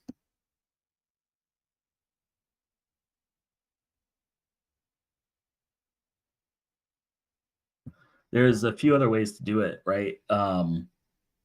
So like another way there's been some attacks on native tokens. So if you look at this one, OKB's daily volume, right, it is a total of $25 million. So even though this is one of the largest cryptos, you got to keep in mind that crypto is tiny. The market cap of crypto at its height was still like 1/25 of the market cap of the stock market. And that was at crypto's height. Obviously, it's even less now. So if you look at this like $25 million like volume, right? If you really wanted to, and this is what some like supposed hackers, I'm going to use hackers in quote because they're not actually even hacking. They're actually just using financial engineering. They realize that you can buy, if we all bought that token and started to sell it, this is hypothetical, and we started to sell it, we could create price movement on the exchange that makes it look like the token is actually moving a certain direction. And then we could basically manipulate that and you become the market maker. And that would be incredibly expensive to do on your average stock. Also, on your average stock, there are regulations in place. This is why people like Warren Buffett can't just go whaling into companies and fucking up the price, right? There's actual rules for people that have that kind of wealth.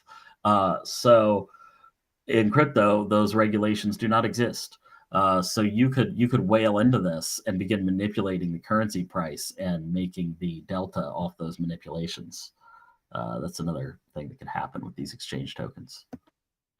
Yeah, so anybody listening who has $100 million, let us know, and we will follow you into that.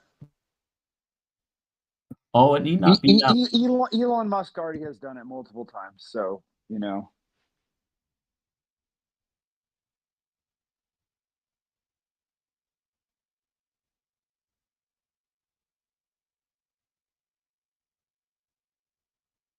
Yeah, this type of attack is called an Eisenberg, and it's this guy named Avram Eisenberg who's actually just been doing this. He's been going from place to place and just doing these attacks over and over again.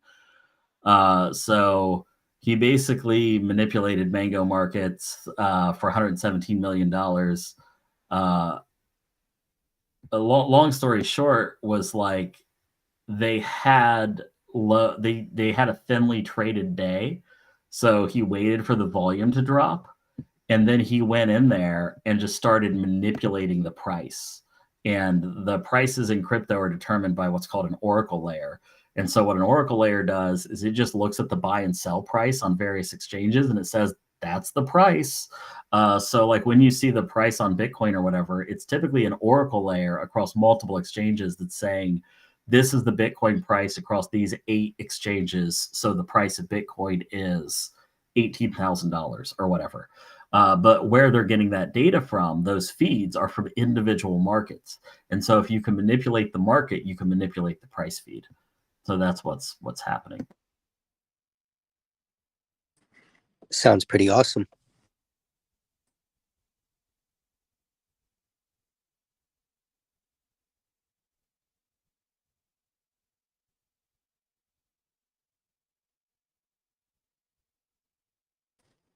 Question, right? Would an exchange, like how do they pick the exchanges for the oracle pricing?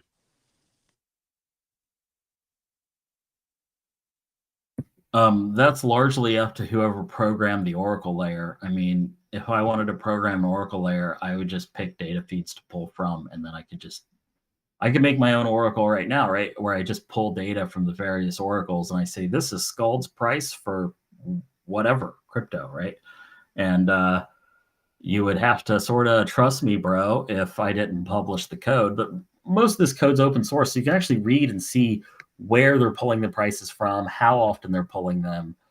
So, I mean, but the problem there is you have to know finance and you have to know coding. And the people that generally know those two things, this is not accessible to like the average user, right?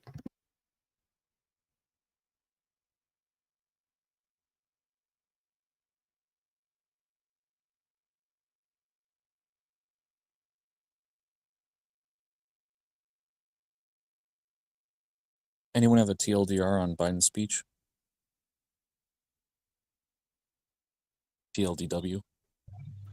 Gas prices are down. Biden thinks he's awesome. He's created more jobs in history ever, or something like that.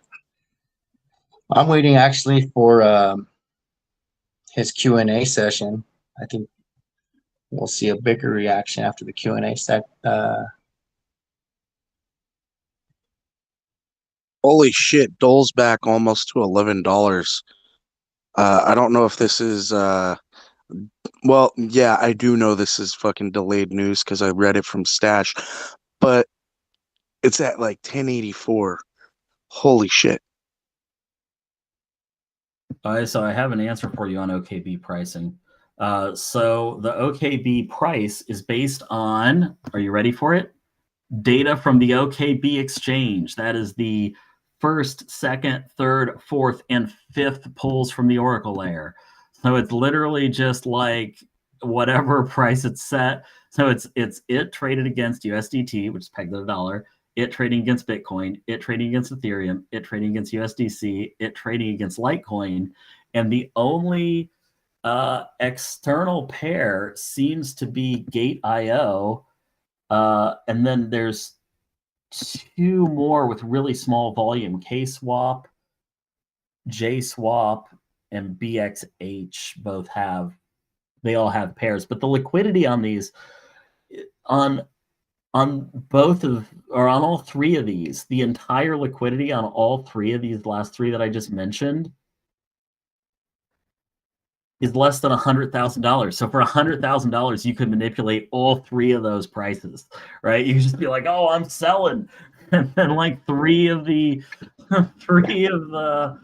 basically what was that, 11 Oracle pulls would be like, oh my God, the price is tanking, right? And then you could just go in there and buy it up. Or let's not look at the data. Let's look at who's the person that's running this OKB thing. Is it a fraud, just like FTX?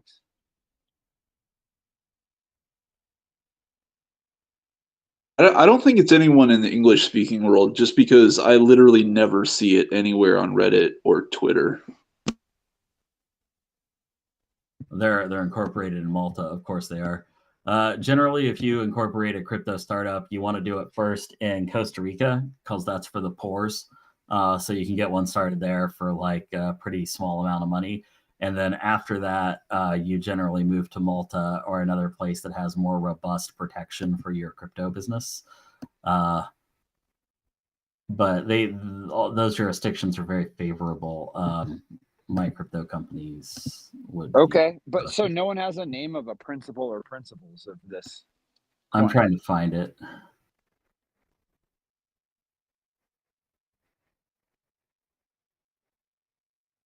Jay Ho, H-A-O, he's the big founder, big time. Let's look him up on LinkedIn.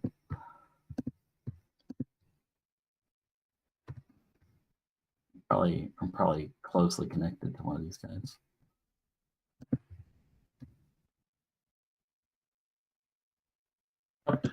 So just hypothetically here, opinion or anyone, would it be against Reddit's terms of service to talk about organizing a pump and dump on this this Chinese crypto? It would be inadvisable, in my expert opinion. Well, Reddit does explicitly disallow talks that are purely about cryptocurrency. So maybe just talk about like dogs or something for a little bit before you do that. What are you talking about? Our cryptocurrency has talks running every week. Yeah, I was gonna say. I think the wording is like about a specific cryptocurrency. Let me take a look. Regardless, I'm sure they have rules about talking about illegal behavior in a recorded forum, which, pumping and dumping an asset is not legal. Well, in that case, I think it's about Bitcoin for sure. Yeah, there's no pumping and dumping being talked about though on OKB. All we've said is that we suspect it may be overvalued and worthy of being shorted. That's the only thing that's been said. And who are these Reddit arbiters that are making all these rules about Reddit? It's ridiculous. And again, I mean, it is clearly like Chinese. So, I mean, what are the odds that any U.S. regulator would even care?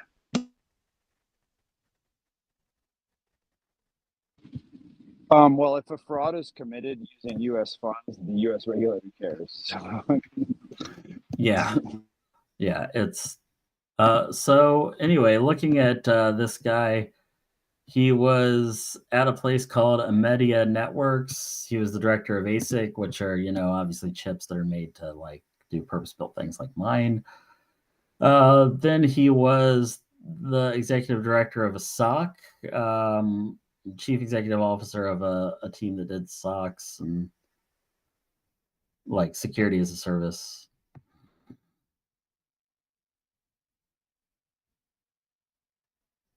He has a deep background on chips and stuff like that before he founded this crypto exchange. So like he had a background on manufacturing the actual chips. But it looks like the other partner is probably the real guy who's behind the OKB exchange, and that would be Ming Zing Star Zhu, which I really wish his LinkedIn page was not completely in Chinese because I don't know Mandarin very well. Long story short, this guy founded OKCoin in China in 2013 and OKX, which was another exchange that this guy founded. So this guy's founded 2 crypto exchanges before OKB. That's kind of messed up. I thought LinkedIn would have some sort of translate page button on their site by now.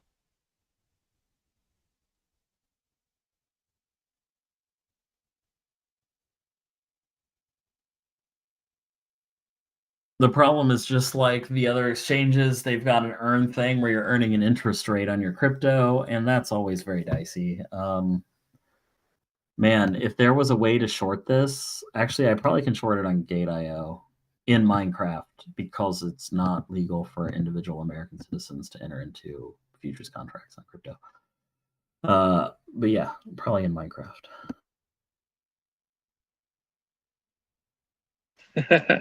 I found that little snippet, by the way, of the rules. It was just that your talk should not have the primary purpose of promoting a specific cryptocurrency, which is probably very different than what they do over in r/cryptocurrency. Yeah, they generally talk. They have more general talks about the cryptocurrency, crypto as a whole, right?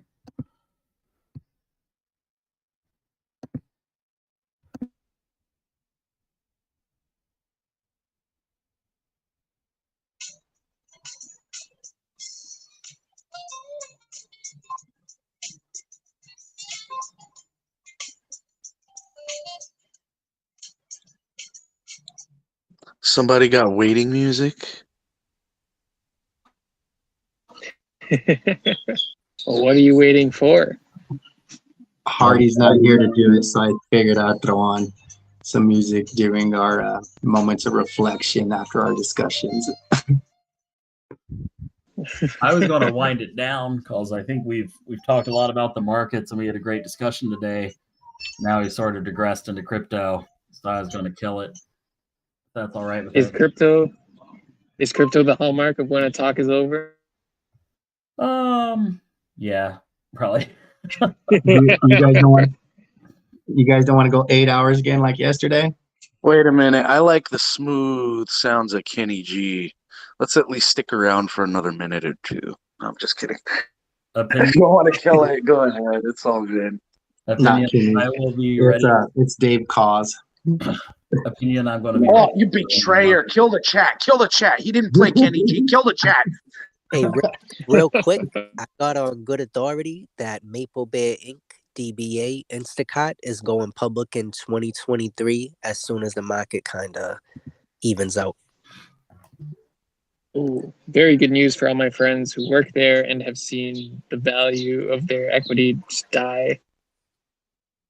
Yeah, I actually contract with Instacart, and I did a couple of projects with their corporate team. I got a couple contacts over there too. I'm planning on playing this thing like a fucking fiddle. I'm hoping that we get a real sharp dive at the end on the S&P 500. I mean, it had a crazy rally at the end of the day. I think we were focused on that. So I'm hoping it goes the other way at the end of the day. So these rollover puts pay out tomorrow and I don't take such a big loss. And I can actually make some money. So thank you guys. We'll see you guys tomorrow. Talk to you guys tomorrow. Yeah. I'll talk to you all tomorrow.